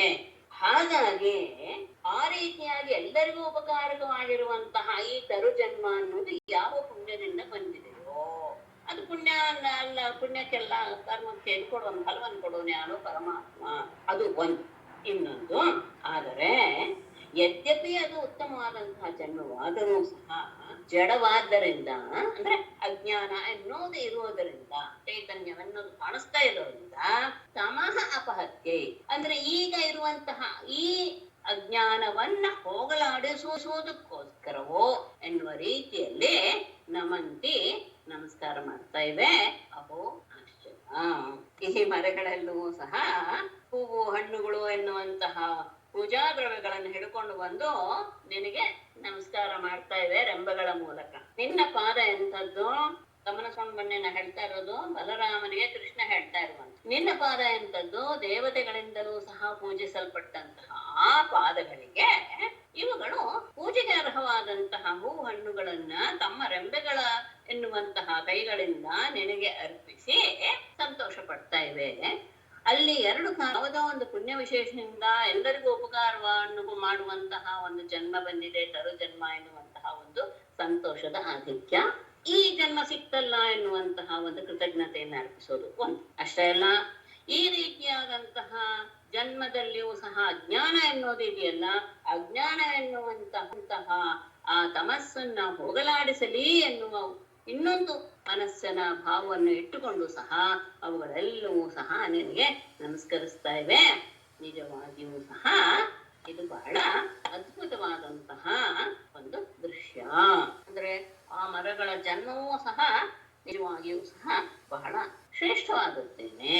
ಏತೇಲಿನಸ್ತವ ಯಶೋ ಅಖಿಲ ಲೋಕತೀರ್ಥಂ ಗಾಯಂತಾದಿ ಪುರುಷಾನು ಪದಂ ಭಜಂತೆ ಪ್ರಾಯೋ ಅಮೀ ಮುನಿಗಣಾಭವಧೀಯ ಮುಖ್ಯಾಃ ಗೂಢಂ ಮನೇಪಿ ನ ಜಹತ್ಯನಘಾತ್ಮದೈವ ಅನಘಾತ್ಮದೈವಂ.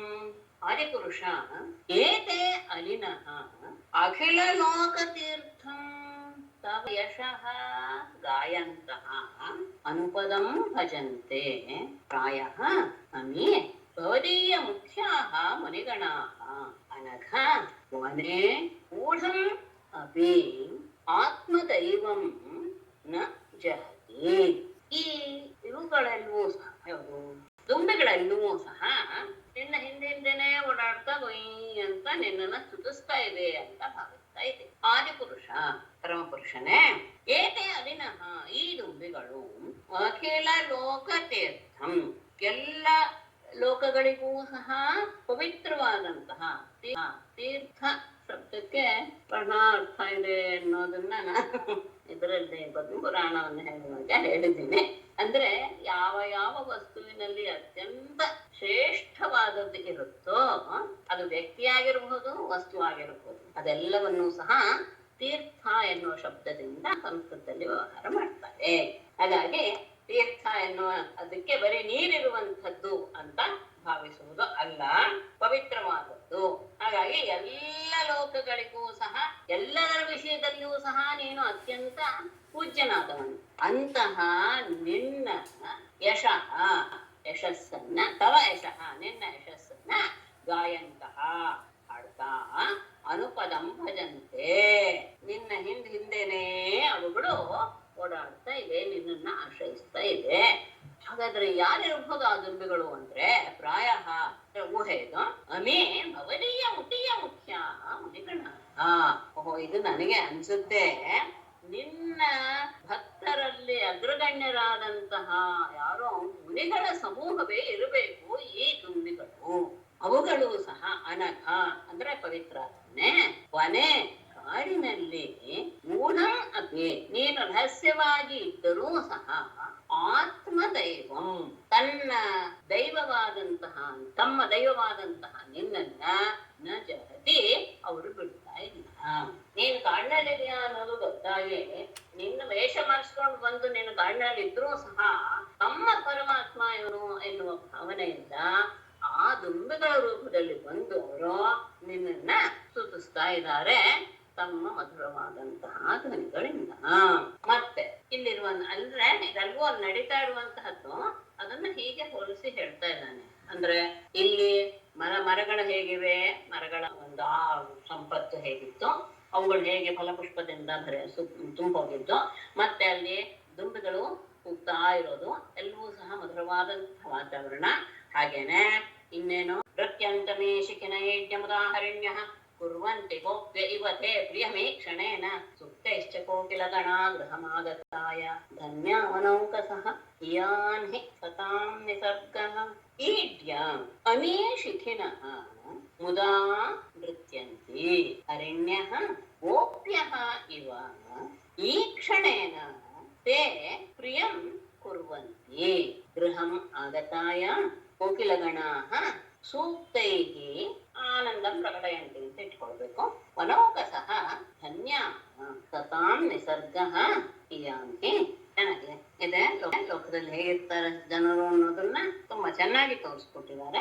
ಈಡ್ಯ ಅಂದ್ರೆ ಸ್ತುತಿಸಲು ಯೋಗ್ಯನಾದವನೇ. ಅಮೀಶಿಖಿನಃ ಈ ನವಿಲುಗಳೆಲ್ಲವೂ ಸಹ ಮುದಾ ನಿನ್ನನ್ನು ನೋಡಿ ಅತ್ಯಂತ ಸಂತೋಷದಿಂದ ನೃತ್ಯಂತೆ ನರ್ತಿಸ್ತಾ ಇದೆ. ಇನ್ನು ನೋಡಿದ ತಕ್ಷಣ ಎಲ್ಲ ಆನಂದವಾಗ್ಬಿಟ್ಟಿವೆ, ಅವುಗಳು ನರ್ತನ ಮಾಡ್ತಾ ಇವೆ. ಹರಿಣ್ಯ ಜಿಂಕೆಗಳು ಗೋಪ್ಯ ಇವ ಗೋಪಿಕಾ ಸ್ತ್ರೀಯರ ಹಾಗೆ ಈ ಕ್ಷಣೇನ ತಮ್ಮ ದೃಷ್ಟಿಯಿಂದಲೇ ತೇ ಪ್ರಿಯಂ ಕುರ್ವಂತಿ ನಿನಗೆ ಪ್ರಿಯವನ್ನ ಉಂಟು ಮಾಡ್ತಾ ಇದೆ.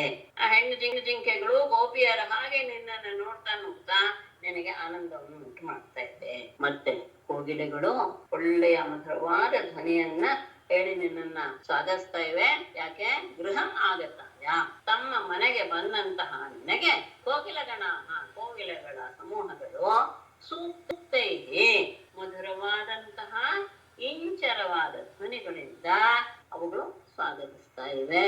ವನೌಕಸಃ ಧನ್ಯ ನಿಜವಾಗಿಯೂ ಈ ವನದಲ್ಲಿ ವಾಸ ಮಾಡುವವರು ಬಹಳ ಧನ್ಯರು. ಯಾಕೆಂದ್ರೆ ಸತಾಂ ನಿಸರ್ಗ ಸಜ್ಜನರ ಸ್ವಭಾವ ಜ್ಞಾನಿ ಹೀಗೆ ಇರುತ್ತೆ ಅಲ್ವೇ.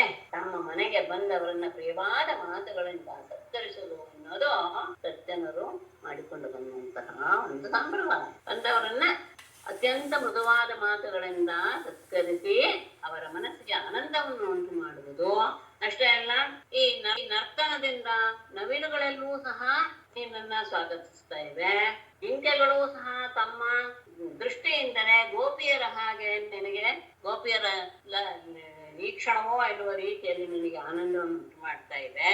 ನಿಜವಾಗಿಯೂ ಸಹ ಈ ಕಾಡಿನಲ್ಲಿರೋರೆಲ್ಲರೂ ಸಹ ಒಂಥರ ಏನು ಅಂದ್ರೆ ಮುಗ್ಧರಾದವರು. ಅಂದ್ರೆ ಹೇಗೆ ನಡ್ಕೊಳ್ಬೇಕು, ಮನೆಗೆ ಬಂದವರ ಹತ್ರ ತಮ್ಮ ಕಾಡಿಗೆ ಬಂದಿದ್ದಾರೆ ಅವರನ್ನ ಹೇಗೆ ಸ್ವಾಗತಿಸ್ಬೇಕು, ಇಷ್ಟೆಲ್ಲವನ್ನು ಸಹ ಅರಿತವರು, ಅದರಲ್ಲಿ ಯಾವ ಆಡಂಬರ ಇಲ್ಲದೆ ಇರುವಂತಹದ್ದು ಇದು ಸಜ್ಜನರು ಲೋಕದಲ್ಲಿ ನಡೆದುಕೊಳ್ಳುವ ರೀತಿಯಲ್ಲವೇ. ಧನ್ಯೇಯ ಮಧ್ಯ ಧರಣಿ ತೃಣವೀರುಧಸ್ತ್ವತ್ ಕಾಲಸ್ಪೃಶೋ ಧುಮನತ ಕರಜಾಭಿಮೃಷ್ಟಾ ನದ್ಯೋತ್ರಯ ಖಗಮೃಗಾ ಸದಯಾವಲೋಕೈಃ ಗೋಪ್ಯೋ ಅಂತರೇಣ ಭುಜಯೋಃ ಅಪಿ ಯತ್ ಸ್ಪೃಹಾ ಶ್ರೀಃ. ಅದ್ಯ ಇಯಂ ಧರಣಿ ಧನ್ಯಾ ತೃಣವೀರುಧಃ ತ್ವತ್ಪಾದಸ್ಪೃಶಃ ಧನ್ಯಾಃ ಅಂತ ಪುಣ್ಯ ಮಾಡ್ಕೊಳ್ಬೇಕು. ಕರಜಾಭಿಮೃಷ್ಟಾಃ ಧೃಮಲತಾಃ ಧನ್ಯಾಃ ಅಂದ್ರೆ ಮೊದಲನೇದು ಏಕವಚನದಲ್ಲಿ ಜಯಂ ಧರಣಿ, ಮೃದತಲ್ಲೂ ಸಹ ಬಹುವಚನದಲ್ಲಿ ಬದಲಾಯಿಸ್ಕೊಳ್ಬೇಕು. ಸದಯಾವಲೋಕೈಃ ನದ್ಯಃ ಅತ್ರಯಃ ಖಗಮೃಗಾಃ ಧನ್ಯಾಃ ಧನ್ಯಾಃ ಶ್ರೀಃ ಯತ್ಸ್ಪೃಹಾ ಭುಜಯೋಃ ಅಂತರೇಣ ಗೋಪ್ಯಃ ಅಪಿ ಧನ್ಯಾಃ ಇತ್ಯರ್ಥ. ಪುನಃ ಇಯಂ ಅದ್ಯ ಇಂದು ಇಯಂ ಧರಣಿ ಧನ್ಯ. ನಿಜವಾಗಿಯೂ ಈ ಭೂಮಿ ಅತ್ಯಂತ ಪವಿತ್ರವಾಗಿಬಿಟ್ಟೆ ನಿನ್ನ ಪಾದ ಸ್ಪರ್ಶವಾದ್ದರಿಂದಲೇ. ತೃಣವೀರುಧಃ ಹುಲ್ಲು ಮತ್ತು ಬಳ್ಳಿಗಳೆಲ್ಲವೂ ಸಹ ತ್ವತ್ ಪಾದ ಸ್ಪರ್ಶ ನಿನ್ನ ಪಾದಗಳನ್ನ ಸ್ಪರ್ಶ ಮಾಡ್ತಾ ಅವುಗಳು ಧನ್ಯವಾಗಿವೆ. ಕರಜಾಭಿಮೃಷ್ಟ ಕರಜ ಅಂದ್ರೆ ಕರ ಅಂದ್ರೆ ಕೈ, ಜ ಅಂದ್ರೆ ಕರಜ, ಕರಜ ಬೆರಳುಗಳು ಅಂತ. ಬೆರಳುಗಳಿಂದ ಸ್ಪರ್ಶಿಸಲ್ಪಟ್ಟಂತಹ ದ್ರಮಲತಾಹ ಈ ಮರಗಳು ಬಳ್ಳಿಗಳು ಎಲ್ಲವೂ ಸಹ ನಿನ್ನ ಕೈಯ ಸ್ಪರ್ಶವಾಯಿತು ಅಂತ ಅವುಗಳೂ ಸಹ ಧನ್ಯವಾಗಿವೆ. ಸದಯಾವಲೋಕೈಹಿ ನಿನ್ನ ಕೃಪಾಪೂರ್ಣವಾದಂತಹ ನೋಟಗಳಿಂದ ನದ್ಯ ನದಿಗಳು, ಅತ್ರಯ ಪರ್ವತಗಳು, ಖಗಮೃಗಾಹ ಮೃಗಗಳು ಎಲ್ಲವೂ ಸಹ ಧನ್ಯವಾಗಿ ಬಿಟ್ಟಿವೆ. ಶ್ರೀಹಿ ಯತ್ಸ್ಪೃಹ ಇಲ್ಲಿ ಸ್ವಲ್ಪ ತೊಂದರೆ ಬರ್ತದೆ. ಲಕ್ಷ್ಮಿಯೂ ಸಹ ಯಾವ ವಕ್ಷಸ್ಥಳವನ್ನ ಇಷ್ಟಪಡ್ತಾಳೋ ಅಂತಹ ಭುಜಯೋಹೋ ಅಂತರೇಣ ಆ ವಕ್ಷಸ್ಥಳದ ಸ್ಪರ್ಶದಿಂದ ಗೋಪ್ಯ ಅಪಿ ಗೋಪಿಕೆಯರೂ ಸಹ ಧನ್ಯರಾಗಿದ್ದಾರೆ. ಅಂದ್ರೆ ಗೋಕುಲದಲ್ಲಿರುವಂತಹ ಗೋಪಿಕೆಯರು ಸಹ ಧನ್ಯರಾಗಿದ್ದಾರೆ. ನಿನ್ನ ಪಾದ ಸ್ಪರ್ಶದಿಂದ ಈ ಭೂಮಿ ಅತ್ಯಂತ ಪವಿತ್ರವಾಯಿತು, ಧನ್ಯವಾಯಿತು. ಮತ್ತೆ ಇಲ್ಲಿರುವಂತಹ ಹುಲ್ಲುಗಳು ಪೊದೆಗಳು ಎಲ್ಲವೂ ಸಹ ಪವಿತ್ರವಾದವು. ಯಾಕೆ ನಿನ್ನ ಪಾದದ ಸ್ಪರ್ಶದಿಂದ. ಹಾಗೆ ನಿನ್ನ ಬೆರಳುಗಳ ಸ್ಪರ್ಶವನ್ನ ಪಡೆದು ಈ ಮರಬಳ್ಳಿಗಳು ಸಹ ಧನ್ಯವಾದವು. ಕರುಣಾಪೂರ್ಣವಾದ ನಿನ್ನ ಅವಲೋಕನದಿಂದ ನದಿ, ಬೆಟ್ಟ, ಪಕ್ಷಿ, ಮೃಗಗಳೆಲ್ಲವೂ ಸಹ ಧನ್ಯವಾದ. ಲಕ್ಷ್ಮೀ ದೇವಿಯೂ ಸಹ ಯಾವ ವಕ್ಷಸ್ಥಳವನ್ನು ಬಯಸ್ತಾಳೋ ಅಂತಹ ವಕ್ಷಸ್ಥಳವನ್ನ ಪಡೆದಂತಹ ಗೋಪಿಯರು ಸಹ ಸ್ಪರ್ಶವನ್ನು ಪಡೆದು ಗೋಪಿಯರು ಸಹ ಅತ್ಯಂತ ಧನ್ಯರಾಗ್ತಾ ಇದ್ದಾರೆ ಅಂತ ಹೇಳಿದ್ದಾರೆ. ಇಲ್ಲಿ ಮೂಲದಲ್ಲಿ ಏನನ್ನೂ ಸಹ ಶ್ರೀಧೃಯದಲ್ಲಿ ಯಾವ ವಿಷಯವನ್ನು ಸಹ ತಗೊಂಡಿಲ್ಲ ವಿಷಯ. ಯಾಕೆಂದ್ರೆ ಉಳಿದದ್ದೆಲ್ಲ ಬಲರಾಮನಿಗೆ ಹೊಂದಿಸಬಹುದು. ಆದ್ರೆ ಲಕ್ಷ್ಮಿಯು ಯಾರ ವಕ್ಷಸ್ಥಳವನ್ನು ಬಯಸ್ತಾ ಇದ್ದಾಳೋ ಅನ್ನೋದಕ್ಕೆ ಬಲರಾಮನ ಬಗ್ಗೆ ಹೇಳೋದು ಅಷ್ಟು ಉಚಿತವಾಗಲಾರದು. ಹಾಗೆ ಇಟ್ಟುಕೊಂಡಾಗ ಆದ್ರೆ ನೇರವಾಗಿ ಅದನ್ನ ಹೇಳಿ ಆಗಿದೆ. ಏನಂತ ಸ್ಮಯನ್ಯವಾಹ ಅಗ್ರಜಂ ಅಂತಾನೆ ಹೇಳ್ತೇವೆ. ಅಗ್ರಜಂ ಆಹ ಆದಿಪುರುಷ ಅಂತ ಬಲರಾಮನನ್ನೇ ಸಂಬೋಧನೆ ಮಾಡಿ ಹೇಳಿರೋದು. ಹಾಗಾಗಿ ಇದು ಎಷ್ಟು ಸರಿ ಅಂತ ಸ್ವಲ್ಪ ಯೋಚನೆ ಬರುತ್ತೆ. ಆದ್ರೆ ಇವರು ಶ್ರೀಧರ ವ್ಯಾಖ್ಯಾನದಲ್ಲಿ ಅದನ್ನ ಅವರು ಸ್ಪರ್ಶವೇ ಮಾಡಿಲ್ಲ. ಅಂದ್ರೆ ಹೀಗೆ ಇರುವ ರೀತಿಯಲ್ಲಿ ಅದನ್ನ ಹೇಳ್ಕೊಂಡು ಬಂದ್ಬಿಟ್ಟಿದ್ದಾರೆ. ಈಗ ನಾವು ಏನ್ ಅನ್ನಕೊಳ್ಬೇಕು ಅಂದ್ರೆ ಒಬ್ಬನೇ ಪರಮಾತ್ಮ ಕೃಷ್ಣ ರೂಪದಿಂದಲೂ ಬಲರಾಮ ರೂಪದಿಂದಲೂ ಇದ್ದಾನೆ ಅಂತಾನೆ ನಾವು ಅರ್ಥ ಮಾಡ್ಕೊಳ್ಬೇಕು. ಹಾಗೆ ಮಾಡ್ಕೊಂಡ್ರೆ ಅವನಲ್ಲಿಯೂ ಸಹ ಪರಮಾತ್ಮನ ಅಂಶ ಇದೆ ಅನ್ನೋದನ್ನ ಇಟ್ಟುಕೊಂಡು ಕೃಷ್ಣನ ಈ ಮಾತು ಸರಿಯಾಗುತ್ತೆ ಅಂತ ತಿಳ್ಕೊಳ್ಬಹುದು. ಯಾಕೆಂದ್ರೆ ಅಂಶವೇ ಹೇಗೆ ರಾಮಾಯಣದಲ್ಲಿ ಪರಮಾತ್ಮನ ಅಂಶವೇ 4 ಭಾಗವಾಗಿ ರಾಮ, ಲಕ್ಷ್ಮಣ, ಭರತ, ಶತ್ರುಘ್ನರಾಗಿ ಆವಿರ್ಭವಿಸಿದ್ರು ಅಂತ ಹೇಳ್ತಾರೋ ಹಾಗೇನೆ ಇನ್ನೂ ಸಹ ಪರಮಾತ್ಮನೇ ಕೃಷ್ಣ ಬಲರಾಮ ರೂಪದಲ್ಲಿ ಅವತರಿ ಅಂತ ಅವನಿಗೂ ಬಲರಾಮನಿಗೂ ಪರಮಾತ್ಮನಿಗೂ ಬಲರಾಮನಿಗೂ ಭೇದ ಹೇಳಿಬಿಟ್ರೆ ಆವಾಗ ಬಲರಾಮನು ಸಹ ವಿಷ್ಣುವಿನ ಅವತಾರ ಎನ್ನುವುದನ್ನ ಇಟ್ಟುಕೊಂಡು ನಾವು ಅನ್ವಯ ಮಾಡಬಹುದು. ಆದರೆ ಅಲ್ಲ ಮಾಡ್ಬೋದು, ಹಾಗೆ ಭಾವ ಇಟ್ಕೊಂಡ. ಆದರೆ ಮುಂದೆ ಮುಂದೆ ಕೆಲವು ವಿಷಯದಲ್ಲಿ ಬಲರಾಮನ ಒಂದು ವ್ಯವಹಾರ ಗೊತ್ತಾಯ್ತು. ಅದನ್ನ ಮತ್ತೆ ಇಟ್ಕೊಂಡದನ್ನ ನಾನು ನೆನಪಿಸ್ತೇನೆ. ಅದು ಸಾಧ್ಯವೇ ಪರಮಾತ್ಮನ ಅವತಾರ ಆದ್ರೆ ಹೀಗ್ ನಡ್ಕೊಳ್ಳೋದು ಅನ್ನುವಂತಹ ಒಂದು ಪ್ರಶ್ನೆಯನ್ನ ಹಾಕತ್ತೆ. ಗೊತ್ತಿಲ್ಲ ನಿಮ್ಗಳಿಗೆ ಏನನ್ಸುತ್ತ ಅದನ್ನ ನೀವು ಇಷ್ಟು ಈ ರೀತಿಯಾಗಿ ನಾವು ವಿವರಣೆಯನ್ನು ಕೊಟ್ಕೋಬಹುದು ಬಿಟ್ರೆ. ಯಾಕೆಂದ್ರೆ ನೇರವಾಗಿ ಶ್ರೀ ಭಗವಾನ್ ವಾಚ ಅಂತ ಇದ್ರಲ್ಲೂ ಇದ್ದೋಗಿದೆ. ಅದರಲ್ಲಿ ಮೂಲದಲ್ಲಿಯೂ ಶ್ರೀ ಭಗವಾನ್ ವಾಚ ಅಂತಲೇ ಇದೆ, ಅಂದ್ರೆ ಕೃಷ್ಣನೇ ಹೇಳಿದ ಅನ್ನುವಂತಹ ಮಾತುಗಳೇ ಇದೆ. ಹಾಗಾಗಿ ಬಲರಾಮನಿಗೆ ಹೇಳೋದು ಅಗ್ರಜ ಮಾಹ ಅನ್ನೋದನ್ನು ಹೇಳ್ಬೋದು, ಅಣ್ಣನಿಗೆ ಹೇಳಿದ ಅಂತಾನು.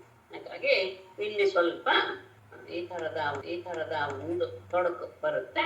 ಅದನ್ನ ಇಬ್ಬರು ಪರಮಾತ್ಮನ ಅಂಶವೇ ಅಂತ ಇಟ್ಟುಕೊಂಡು ಅದನ್ನ ಪರಿಹರಿಸ. ಶ್ರೀಶುಕವಾಚ ಏವಂ ವೃಂದಾವನಂ ಶ್ರೀಮತ್ ಕೃಷ್ಣ ಪ್ರೀತಮನ ಪಶೂನ್ ಪ್ರೇಮೇ ಸಂಚಾರಯನ್ ಅದ್ರೇ ಸರಿದ್ರೋಧಸ್ಸು ಅನುಗಹ. ಕೃಷ್ಣನ ಮಾತು ಮುಗಿತು. ಕೃಷ್ಣರು ಕೃಷ್ಣನ ಚರಿತ್ರೆಯನ್ನು ಮುಂದುವರಿಸ್ತಾ ಹೇಳ್ತಾ ಇದ್ದಾರೆ. ಏವಂ ಶ್ರೀಮತ್ ವೃಂದಾವನಂ ಪ್ರೀತಮನಃ ಕೃಷ್ಣಃ ತಾನುಗಃ ಪಶೂನ್ ಅದ್ರೇಃ ಸರಿದ್ರೋಧಸ್ಸು ಸಂಚಾರಯನ್ನ ರೇಣೆ. ಏವಂ ಈ ರೀತಿಯಾದ ಶ್ರೀಮತ್ ಅತ್ಯಂತ ಸೌಂದರ್ಯ ಭರಿತವಾದಂತಹ ವೃಂದಾವನವನ್ನ ನೋಡಿ ಅಂತ ಇಟ್ಕೊಳ್ಬೇಕು. ಪ್ರೀತಮನಾಹ ಅತ್ಯಂತ ಆನಂದವನ್ನು ಹೊಂದಿದ ಮನಸ್ಸುಳ್ಳವನಾದ ಕೃಷ್ಣನು ಸಾನುಗಃ ತನ್ನ ಜೊತೆಯವರೊಡನೆ ಪಶುಗಳನ್ನ ಅದ್ರೇಹೇ ಸರಿದ್ರೋಧಸ್ಸು ಪರ್ವತದ ತಪ್ಪಲು ಪ್ರದೇಶ ನದಿಯ ತೀರಗಳಲ್ಲಿ ಸಂಚಾರಯ ಮೇಸ್ತಾ ರೇಮೆ ಆನಂದವನ್ನ ಹೊಂದಿದ. ಕೃಷ್ಣ ಅತ್ಯಂತ ಸುಂದರವಾದಂತಹ ವೃಂದಾವನವನ್ನು ನೋಡಿ ಬಹಳ ಆನಂದ ಪಟ್ಟುಬಿಟ್ಟ. ಆಮೇಲೆ ತನ್ನ ಜೊತೆಯವರೊಡನೆ ಅಲ್ಲಿರುವಂತಹ ಪರ್ವತದ ಹತ್ತಿರ ಇರುವಂತಹ ಹೊಳೆಯ ದಡಗಳಲ್ಲಿ ಹಸುಗಳನ್ನು ಮೇಯಿಸ್ತಾ ತಮ್ಮ ಗೋಪಾಲಕರ ಜೊತೆಗೆ ಅವನು ಆನಂದವನ್ನ ಅನುಭವಿಸಿದ. ಹೇಗೆ ಆನಂದ ಅನುಭವಿಸಿದ್ದು? ಕ್ವಚಿತ್ ಗಾಯತ್ಸು ಮದಾಂಧಾಲಿಶ್ವನವ್ರತೈಃ ಭಗೀಯಮಾನ ಚರಿತಃ ಸೃಗ್ವಿ ಸಂಕರ್ಷಣಾನ್ವಿತಃ. ಕ್ವಚಿತ್ ಸಂಕರ್ಷಣಾನ್ವಿತಃ ಸೃಗ್ವಿ ಉಪಗೀಯಮಾನ ಚರಿತಃ ಅನುವ್ರತೈಃ ಮದಾಂಧಾಲಿಷು ಗಾಯತ್ಸು ಗಾಯತೆ.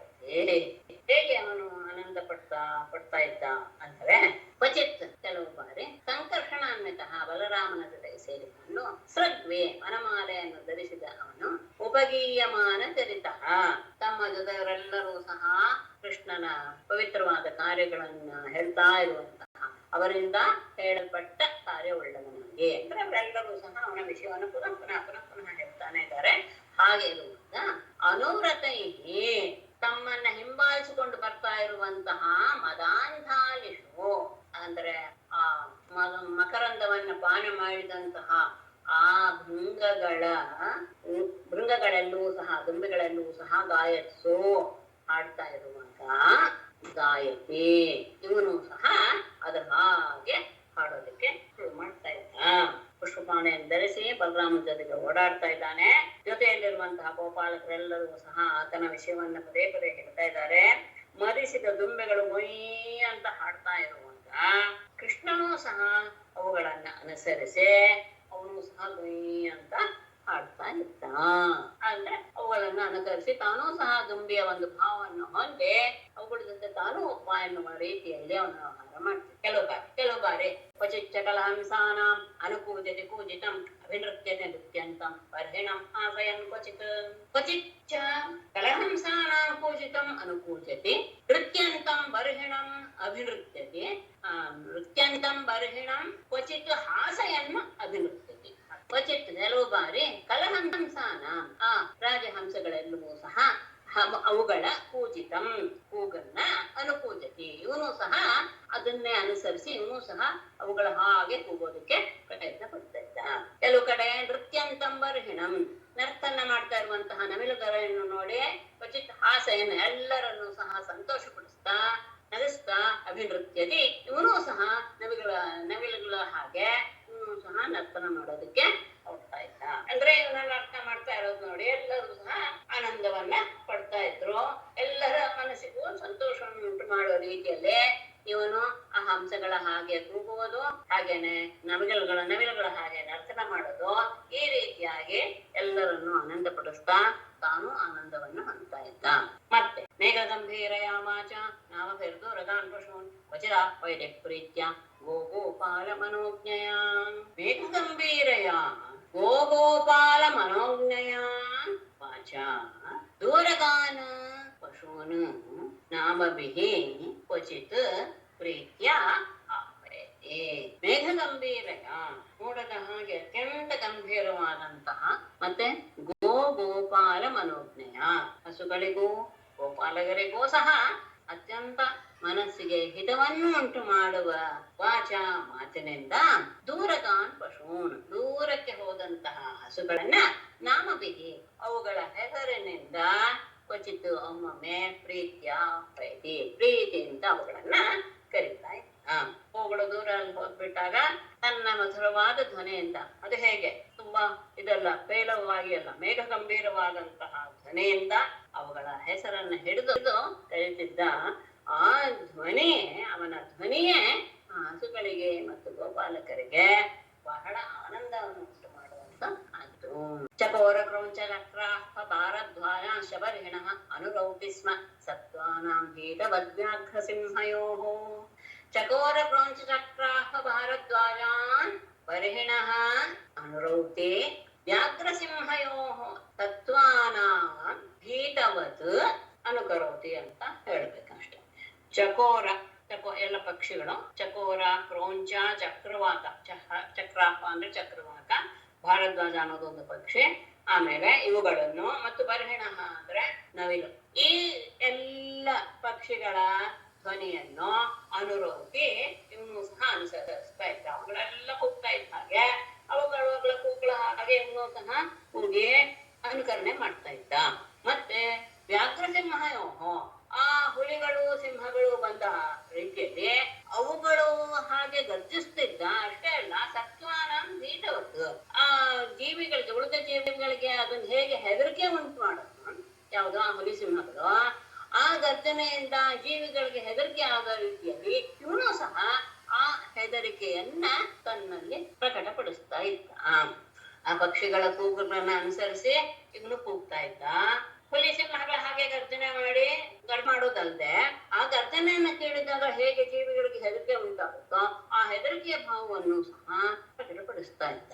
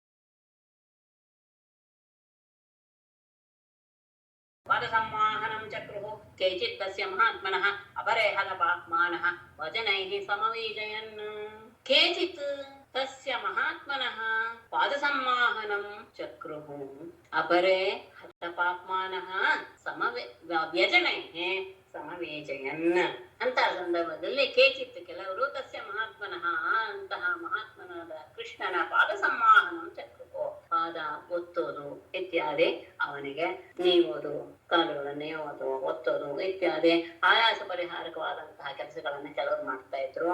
ಅಪರ ಇನ್ನು ಕೆಲವರು ಹತಪಾಪ್ಮಾನಃ ಅತ್ಯಂತ ಪುಣ್ಯಾತ್ಮರಾದವರು ವ್ಯಜನೈಹಿ ಭೀಷಣಿಗೆಗಳಿಂದ ಸಮವೇಜಯನ್ ಅವನಿಗೆ ಗಾಳಿ ಹಾಕ್ತಾ ಇದ್ರು. ಅಂದ್ರೆ ಗಾಳಿ ಹಾಕುವಂತಹದ್ದು ಯಾವ್ದಾದ್ರು ದೊಡ್ಡ ದೊಡ್ಡ ಎಲೆ ಇರ್ಬೋದು ಅಥವಾ ತಮ್ಮ ಬಟ್ಟೆ ಇರ್ಬೋದು, ಯಾವ್ದಾದ್ರು ತೆಗೆದುಕೊಂಡು ಅವನಿಗೆ ಗಾಳಿ ಹಾಕಿ ಅವನ ಆಯಾಸ ಎಲ್ಲ ಹೋಗುವ ಹಾಗೆ ಮಾಡ್ತಾ ಇದ್ರು. ಅನ್ಯೇ ತದನುರೂಪಾಣಿ ಮನೋಜ್ಞಾನಿ ಮಹಾತ್ಮನಃ ಗಾಯಂತೆ ಸ್ಮ ಮಹಾರಾಜ ಸ್ನೇಹ ಕ್ಲಿನ್ನದಿಯ ಶನೈಃ. ಮಹಾರಾಜ ಅನ್ಯೇ ಸ್ನೇಹ ಕ್ಲಿನ್ನಧಿಯ ಮಹಾತ್ಮನಃ ತದನುರೂಪಾಣಿ ಮನೋಜ್ಞಾನಿ ಶನೈಃ ಗಾಯಂತೆ ಸ್ಮ. ಇನ್ನು ಕೆಲವರು ಮಹಾರಾಜ ಪರೀಕ್ಷಿತನೇ ಅನ್ಯ ಇನ್ನು ಕೆಲವರು ಸ್ನೇಹ ಕ್ಲಿನ್ನಧಿಯ ಸ್ನೇಹದಿಂದ ಪರಿಪೂರ್ಣವಾದಂತಹ ಮನಸ್ಸುಳ್ಳವರಾಗಿ ಸ್ನೇಹದಲ್ಲಿಯೇ ಮುಳುಗಿ ಹೋದಂತಹ ಮನಸ್ಸುಳ್ಳಂತಹ ಅವರು ಮಹಾತ್ಮನಃ ಆ ಪರಮಾತ್ಮನಿಗೆ ತದನುರೂಪಾಣಿ ಆತನಿಗೆ ಹಿತಕರವಾಗುವಂತಹ ಮನೋಜ್ಞಾನಿ ಮನಸ್ಸನ್ನ ಅಪಹರಿಸುವಂತಹ ಕೆಲವು ಹಾಡುಗಳನ್ನ ಶನೈಹಿ ಮೆಲ್ಲನೆ ಅಂದ್ರೆ ಅವನಿಗೆ ಕಿವಿಗೆ ಇಂಪಾಗುವ ರೀತಿಯಲ್ಲೇ ಗಾಯಂತಿ ಸ್ವ ಹಾಡ್ತಾ ಅವನ ಮನಸ್ಸನ್ನ ಆನಂದಗೊಳಿಸ್ತಾ ಇದ್ರು. ಪರಿಪೂರ್ಣವಾದ ಸ್ನೇಹವನ್ನ ಕೃಷ್ಣನಲ್ಲಿ ಇಟ್ಟಂತಹ ಕೆಲವರು ಆ ಮಹಾತ್ಮನಿಗೆ ಬಹಳ ಹಿತವನ್ನು ಉಂಟು ಮಾಡುವ ರೀತಿಯಲ್ಲಿ ಮನಸ್ಸನ್ನ ಸೆಳೆಯುವಂತಹ ಕೆಲವು ಹಾಡುಗಳನ್ನ ಮೆಲ್ಲಗೆ ಅವನಿಗೆ ಕೇಳಿಸುವ ರೀತಿಯಲ್ಲಿ ಹಿತವಾಗುವ ರೀತಿಯಲ್ಲಿ ಹಾಡ್ತಾ ಇದ್ರು. ಏವಂ ನಿಗೂಢಾತ್ಮಗತಿ ಸ್ವಮಾಯಯ ಗೋಪಾತ್ಮಜತ್ವಂ ಚರಿತೈರ್ವಿಡಂಬಯನ್ ರೇಮೇ ರಮಾ ಲಾಲಿತ ಪಾದ ಪಲ್ಲವ ಗ್ರಾಮ್ಯೈ ಸಮಂ ಗ್ರಾಮ್ಯವದೀಶ ಚೇಷ್ಟಿತಃ. ಏವಂ ರಮಾ ಲಾಲಿತ ಪಾದ ಪಲ್ಲವಃ ಸ್ವಮಾಯಯ ನಿಗೂಢಾತ್ಮಗತಿ ಚರಿತೈಃ ಗೋಪಾತ್ಮಜತ್ವಂ ವಿಡಂಬಯನ್ ಗ್ರಾಮ್ಯೈಃ ಸಮಂ ಗ್ರಾಮ್ಯವತ್ ಈಶ ಚೇಷ್ಟಿತಃ ರೇಮೇ. ಏವಂ ಈ ರೀತಿಯಾಗಿ ರಮಾಲಾಲಿತ ಪಾದಪಲ್ಲವ ಅಂತಹ ಸಾಕ್ಷಾತ್ ಲಕ್ಷ್ಮಿಯಿಂದ ಸೇವಿಸಲ್ಪಟ್ಟಂತಹ ಪಾದಗಳುಳ್ಳಂತಹ ಪರಮಾತ್ಮನು ಸ್ವಮಾಯಯ ತನ್ನ ಮಾಯೆಯಿಂದ ನಿಗೂಢ ಆತ್ಮಗತಿ ತನ್ನ ಆತ್ಮದ ಸ್ವರೂಪವನ್ನ ಮರೆಮಾಚಿ ಚರಿತೈ ತನ್ನ ನಡವಳಿಕೆಗಳಿಂದ ಗೋತ್ಪಾತ್ಮಜತ್ವಂ ವಿಡಂಬಯನ್ ತಾನು ಗೋಪನ ಮಗ ಗೋಪಾಲಕ ಎನ್ನುವಂತಹ ಭಾವವನ್ನ ಎಲ್ಲರಿಗೂ ಸಹ ತೋರಿಸುವ ರೀತಿಯಲ್ಲಿ ನಡ್ಕೊಳ್ತಾ ಗ್ರಾಮ್ಯೈ ಸಮಂ ಆ ಗ್ರಾಮದ ಮಕ್ಕಳ ಜೊತೆಗೆ ಗ್ರಾಮ್ಯವತ್ ಆ ಗ್ರಾಮದ ಮಕ್ಕಳ ರೀತಿಯಲ್ಲಿಯೇ ಆದರೆ ಈಶಚೇಷ್ಟಿತ ಕೆಲವೊಮ್ಮೆ ತನ್ನ ಮಹಿಮೆಯನ್ನೂ ಸಹ ಪ್ರಕಟಪಡಿಸ್ತಾ ರೇಮೆ ಆನಂದದಿಂದ ವಿಹಾರ ಮಾಡ್ತಾ ಇದ್ದ.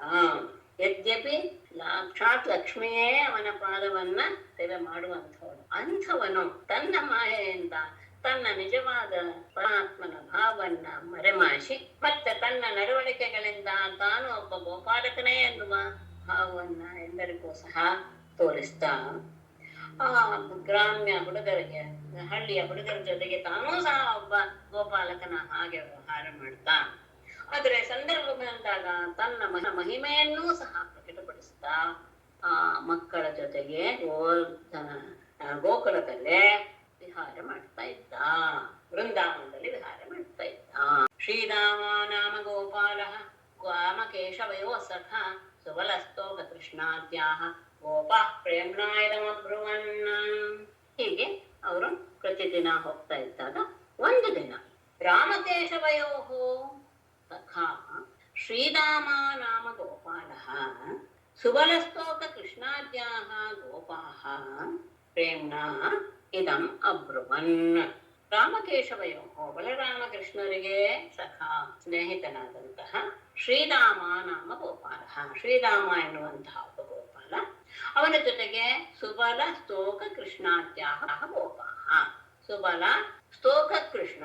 ಸ್ತೋಕ ಅಂದ್ರೆ ಸ್ವಲ್ಪ ಅಂತ ಅರ್ಥ. ಅಂದ್ರೆ ಕೃಷ್ಣ ಅಂತ ಇದ್ರೆ ತೊಂದರೆ ಆಗುತ್ತೆ ಅನ್ನೋ ದೃಷ್ಟಿಯಿಂದ ಅವನಿಗೆ ಸ್ತೋಕ ಕೃಷ್ಣ ಅಂತ ಸಣ್ಣ ಕೃಷ್ಣ ಎನ್ನುವ ಅರ್ಥದಲ್ಲಿ ಸ್ತೋಕ ಕೃಷ್ಣ ಎನ್ನುವಂತಹ ಹೆಸರಿನ ಗೋಪಾಹ ಮೊದಲಾದಂತಹ ಮಹಾಗೋಪಾಲಕರು ಪ್ರೇಮ್ನ ಪ್ರೀತಿಯಿಂದ ಇದಂ ಅಬ್ರುವನ್, ಅವನ ಹತ್ತಿರ, ಅವರಿಬ್ಬರ ಹತ್ತಿರ ಹೋಗಿ ಒಂದು ಹೇಳುವ ವಿಷಯವನ್ನ ಹೇಳ್ತಾರೆ.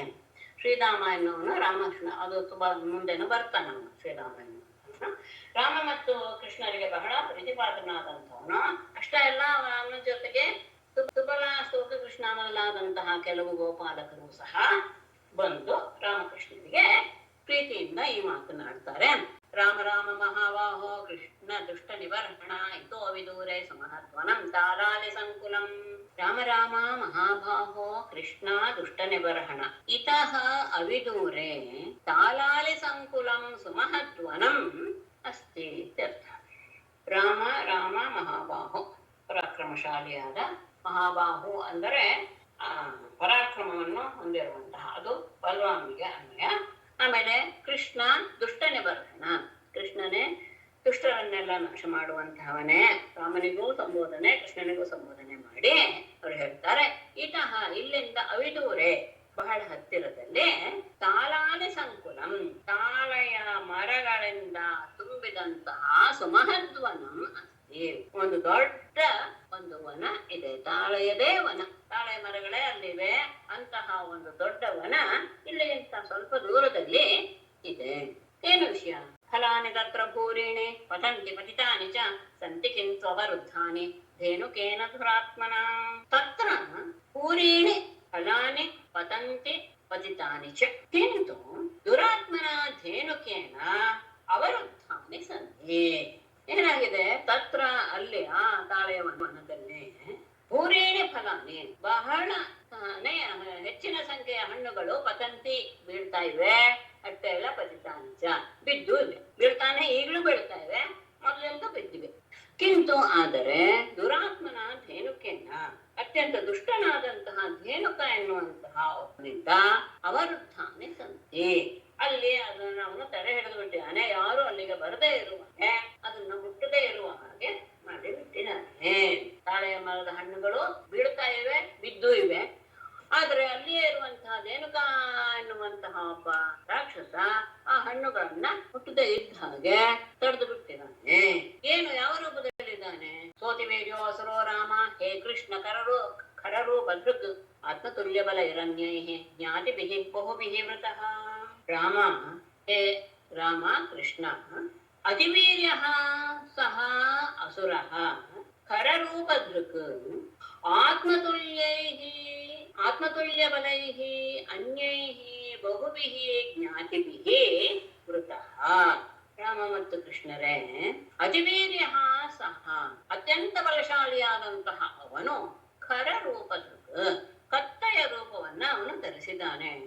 ಅಷ್ಟೇ ಅಲ್ಲ, ಆತ್ಮತುಲ್ಯ ಬಲ ಇದೆ, ತನ್ನಷ್ಟೇ ಸರಸಮಾನವಾದಂತಹ ಬಲವನ್ನು ಹೊಂದಿರುವಂತಹ ಅನ್ಯೈಹಿ ಉಳಿದ ಬಹುಭಿಃ ಜ್ಞಾತಿಭಿಃ ತನ್ನ ಸಂಬಂಧಿಕರೊಡನೆ ಬಂಧುಗಳಿದ್ದ ಅವನು ವೃತಃ ಸುತ್ತುವರುತ್ತಾನೆ. ಒಬ್ಬನೇ ಅಲ್ಲ, ಅವನ ಜ್ಞಾತಿಗಳು ಎಲ್ಲರೂ ಸಹ ಕತ್ತೆ ರೂಪದಲ್ಲೇ ಇದ್ದಾರೆ. ಅವರು ಸಹ ಅವನಷ್ಟೇ ಪರಾಕ್ರಮಶಾಲಿಗಳು. ಅವರೆಲ್ಲರೂ ಸಹ ಅಲ್ಲಿ ಆವರಿಸಿಕೊಂಡು ಬಿಟ್ಟಿದ್ದಾರೆ ಕತ್ತೆಗಳ ರೂಪದಿಂದ. ತಸ್ಮಾತ್ ಕೃತ ನರಾಹಾರಾತ್ ಕೀಟೈಃ ನೃಭಿಃ ಅಮಿತ್ರಹನ್ ನ ಸೇವ್ಯತೆ ಪಶುಗಣೈಃ ಪಕ್ಷಿ ಸಂಘೈಃ ವಿವರ್ಜಿತಂ. ಅಲ್ಲಿ ಏನಾಗಿದೆ ಪರಿಸ್ಥಿತಿ ಅಂದ್ರೆ, ಅಮಿತ್ರಹನ್ ಸಂಬೋಧನ. ತಸ್ಮಾತ್ ಕೃತ ನರಾಹಾರ ಕೀಟೈಃ ನೃಭಿಃ ನ ಸೇವ್ಯತೆ ಪಶುಗಣೈಃ ಪಕ್ಷಿ ಸಂಘೈಃ ತೊಂದರೆ ಇಲ್ಲ, ಪಶುಗಣೈಃ ಪಕ್ಷಿ ಸಂಘೈಃ ವರ್ಜಿತಂ. ಅಮಿತ್ರಹನ್, ಅಮಿತ್ರ ಅಂದ್ರೆ ಶತ್ರುವನ್ನ ನಾಶ ಮಾಡುವವನೇ.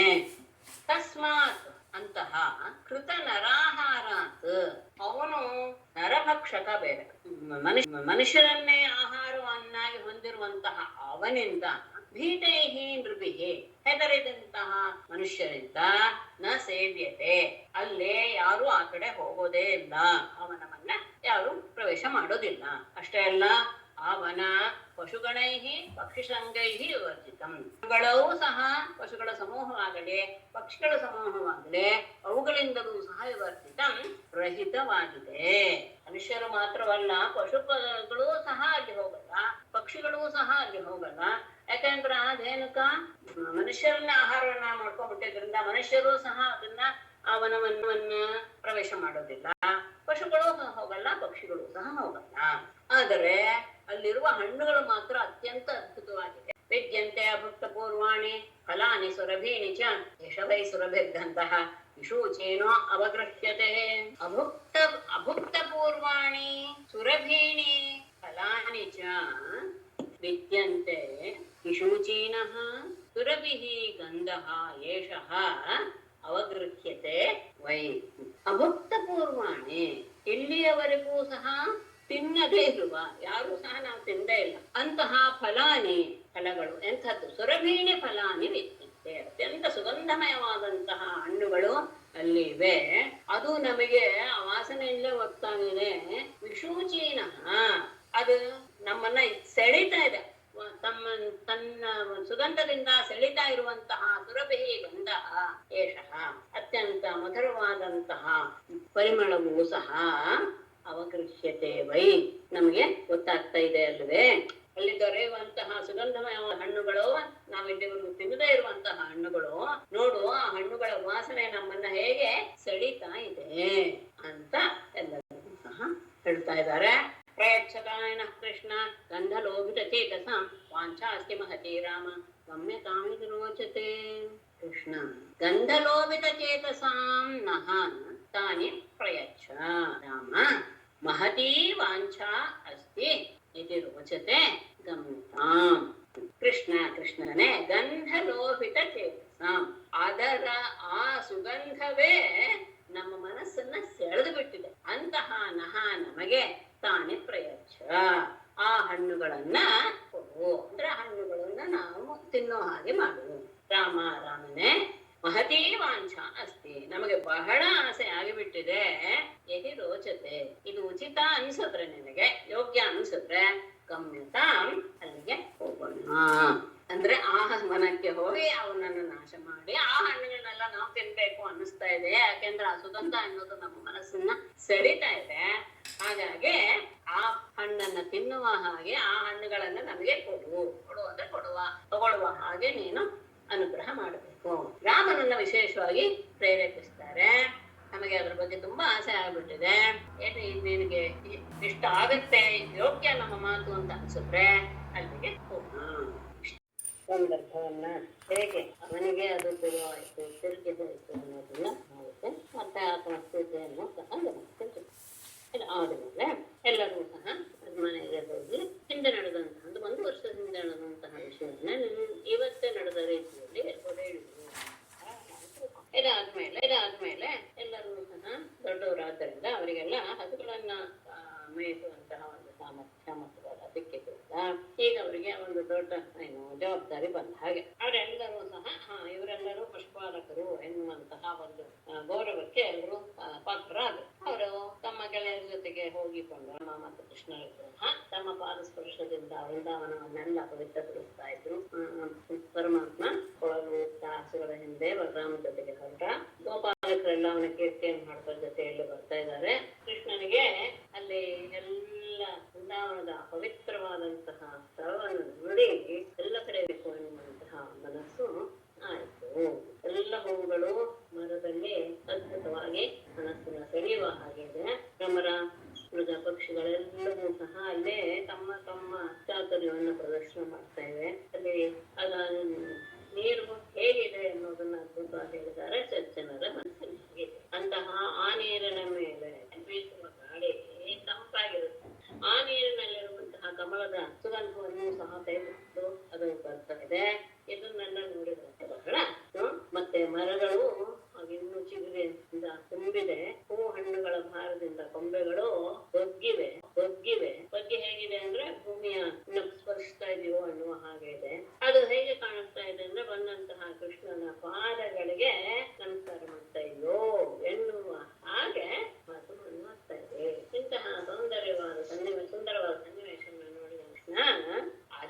ಸಂಬಂಧಪಟ್ಟ ಹಾಗೆ ರಾಮನನ್ನೇ ಅವರೆಲ್ಲ ಸೇವಿಸ್ತಾ ಇದೆ ಎನ್ನುವ ವಿಷಯವನ್ನ ಇಟ್ಟುಕೊಂಡು ವರ್ಣಿಸ್ತಾನೆ ಅನ್ನೋದು ಹಾಗೆ ಇದೆ ಇಲ್ಲಿ ಅಲ್ಲೂ ಸಹ.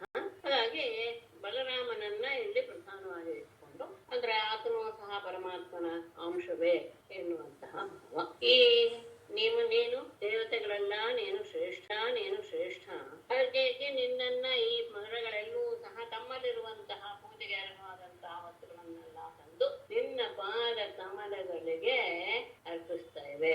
ನಿನ್ನ ಪಾದ ಕಮಲಗಳು ಎಂತದ್ದು ಅಂದ್ರೆ ದೇವತೆಗಳಿಂದೆಲ್ಲ ಪೂಜಿಸಲ್ಪಟ್ಟದ್ದು, ಮತ್ತೆ ಎಲ್ಲರಿಗೂ ಸಹ ಪವಿತ್ರವಂತಹ ನಿನ್ನ ಕೀರ್ತಿ ಅದು. ಅಂತಹ ಕೀರ್ತಿಯನ್ನ ಹಾಡ್ತಾ ದುಂಬಿಗಳು ಅಂದ್ರೆ ತಮ್ಮ ಗುಣುವಿಕೆಯಿಂದ ನಿನ್ನ ಹಿಂದೆನೆ ಸುಳಿತಾ ಇವೆ. ಇದೆಲ್ಲ ನೋಡಿದ್ರೆ ಅವರೆಲ್ಲ ನಿನ್ನನ್ನ ಹಿಂದೆ ಆರಾಧಿಸಿದಂತಹ ಮುನಿಗಳ ಇರಬೇಕು ಅಂತ ನನಗೆ ಅನ್ಸುತ್ತೆ. ನೀನು ಗೂಢವೇಷದಲ್ಲಿ ಇದ್ರೂ ಸಹ ನಿನ್ನನ್ನ ಅವರು ಕಂಡು ಹಿಡಿದ್ರು. ಯಾಕೆಂದ್ರೆ ಮುನಿಗಳಾದ್ದರಿಂದ ತಪಸ್ಸುಗಳಾದ್ದರಿಂದ ಕಂಡು ಹಿಡಿದು ನಿನ್ನ ಸುತ್ತಲೂ ಅವರು ಓಡಾಡುತ್ತಾ ನಿನ್ನ ಸ್ತುತಿಸ್ತಾ ಇದ್ದಾರೆ ಅಂತ ನನಗೆ ಅನ್ನಿಸ್ತಾ ಇದೆ. ನವಿಲುಗಳು ಸಹ ನಿನ್ನನ್ನು ನೋಡಿ ಸಂತೋಷದಿಂದ ಕುಣಿತಾ ಇವೆ.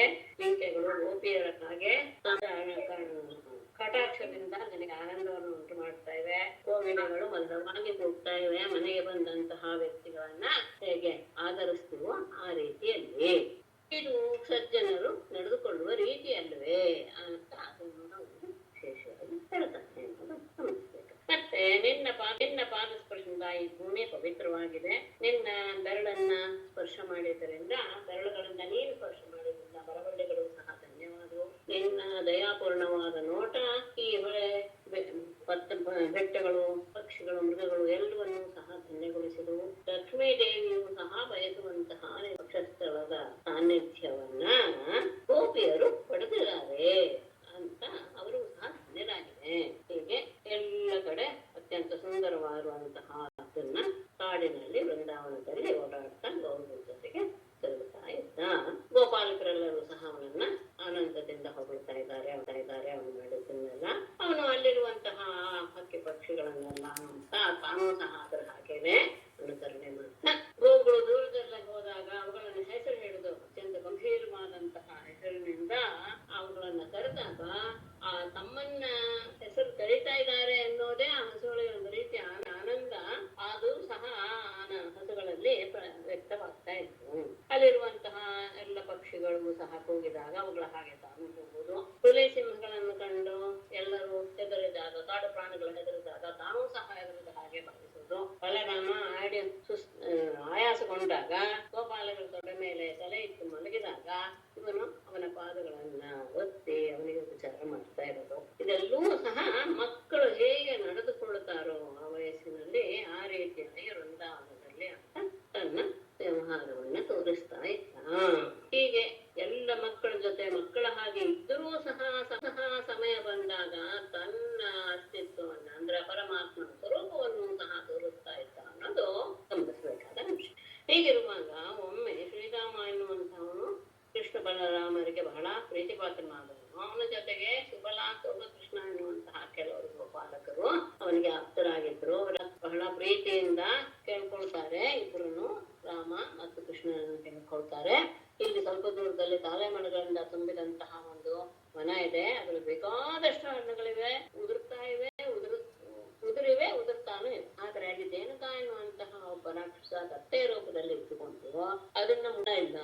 ಅಷ್ಟೇ ಅಲ್ಲ, ಅವನೊಬ್ಬನೇ ಅಲ್ಲ, ಅವನ ಹಾಗೆ ಅವನ ಸಂಬಂಧಿಕರು ಸಹ ಕತ್ತೆ ವೇಷದಲ್ಲಿ ಇಟ್ಟುಕೊಂಡು ನಮ್ಮನ್ನೆಲ್ಲ ಅಂದ್ರೆ ಎಲ್ಲರೂ ನಮ್ಮನ್ನ ಅಂದ್ರೆ ಪ್ರತಿಯೊಬ್ಬರನ್ನು ಸಹ ಹೆದರಿಸ್ತಾ ಇದ್ದಾರೆ. ಹಾಗಾಗಿ ಅಲ್ಲಿ ಯಾರೂ ಸಹ ಹೋಗಕ್ಕಾಗೋದಿಲ್ಲ. ಆದರೆ ಅದು ಹೇಗಿದೆ ಅಂದ್ರೆ ಹೋಗಕ್ಕಾಗ್ಬೇಕು ಸಹ ಅಲ್ಲಿರುವ ಹಣ್ಣಿನ ಸುಗಂಧ ನಮ್ಮನ್ನ ಬಂದು ತಿನ್ನಿ ಅಂತ ಹೇಳ್ತಾ ಇದೆಯೋ ಎನ್ನುವ ಹಾಗೆ ಅಂತ ಇದೆ. ಆದ್ರೆ ಅಲ್ಲಿ ಹೋಗಕ್ಕಾಗಲ್ಲ, ಹೆದರಿಕೆ. ಆ ಹಣ್ಣುಗಳು ತಿನ್ಬೇಕು ಅನ್ನಿಸ್ತಾ ಇದೆ. ನೀವೇನು ಇಬ್ಬರು ಸಹ ಏನಾದ್ರು ನಮಗೆ ಅದನ್ನ ದೊರಕಿಸಿಕೊಟ್ರೆ ನಮ್ಗೆ ಸಂತೋಷ ಆಗುತ್ತೆ. ನಿಮಗೆ ಯೋಗ್ಯ ನಮ್ಮ ಮಾತು ಅನ್ಸಿದ್ರೆ ಅದನ್ನ ಮಾಡೋಣ. ಏವಂ ಸರದ್ವಚ ಶ್ರುತ್ವಾ ಸರತ್ಪ್ರಿಯ ಚಿಕೀರ್ಷಯ ರಹಸ್ಯ ಜಗ್ಮತು ಹೋಗೋ ಬೈಹಿ ಋತೌ ತಾಲವನಂ ಪ್ರಭು. ಏವಂ ಸರದ್ವಚಃ ಶ್ರುತ್ವಾ ಸರತ್ಪ್ರಿಯ ಚಿಕೀರ್ಷಯ ರಹಸ್ಯ ಗೋಪೈಹಿ ಋತೌ ಪ್ರಭು ತಾಲವನಂ ಜಗ್ಮು. ಈ ರೀತಿಯಾದ ಸಹೃದ್ವಜ ಸ್ವರತ್ ಪ್ರಿಯ ಚಿಕೇಶಯ, ತಮ್ಮ ಸ್ನೇಹಿತರಿಗೆಲ್ಲ ಅವರ ಇಷ್ಟವನ್ನ ಪೂರ್ತಿ ಮಾಡಬೇಕು ಎನ್ನುವಂತಹ ಭಾವನೆಯಿಂದ, ಅವರಿಗೂ ಸಂತೋಷ ಉಂಟಾಗಲಿ ಎನ್ನುವ ಭಾವನೆಯಿಂದ ರಹಸ್ಯ ಅವರ ಮಾತುಗಳನ್ನು ಕೇಳಿ ನಲಿದ ಗೋಪೈಹಿ ಗೋಪಾಲಕರ ಜೊತೆಗೆ ಸುತ್ತುವರಿದವರಾಗಿ ಪ್ರಭು ಬಲರಾಮ ಮತ್ತು ಕೃಷ್ಣ ಇಬ್ಬರು ವಿವಚನ ತಾಳವನಂ ಜತ್ಮು, ಆ ತಾಳೆಯವನಕ್ಕೆ ಅವರು ಕೇಳಿದಾಗ ಅವರೆಲ್ಲರಿಗೂ ಸಹ ಆನಂದ ಉಂಟು ಮಾಡಬೇಕು ಅಂತ ಇಬ್ಬರಿಗೂ ಅನ್ನಿಸ್ತು. ಅವರೆಲ್ಲರೂ ಅವರ ಮಾತುಗಳನ್ನು ಕೇಳಿ ಅವರ ಮಾತುಗಳನ್ನು ಕೇಳಿದ ಅವ್ರ ಜೊತೆ ತಾಳವನಕ್ಕೆ ಹೊರಟು. ನಾರಾಯಣಂ ನಮಸ್ಕೃತ್ಯ ನರಂ ಚೈವ ನರೋತ್ತಮಂ ದೇವೀಂ ಸರಸ್ವತೀಂ ವ್ಯಾಸಂ ತಥೋ ಜಯಮುದೀರಯೇತ್. ಸರ್ವೇ ಭವಂತು ಸುಖಿನಃ, ಸರ್ವೇ ಸಂತು ನಿರಾಮಯಾಃ, ಸರ್ವೇ ಭದ್ರಾಣಿ ಪಶ್ಯಂತು, ಮಾ ಕಶ್ಚಿತ್ ದುಃಖಭಾಗ್ ಭವೇತ್.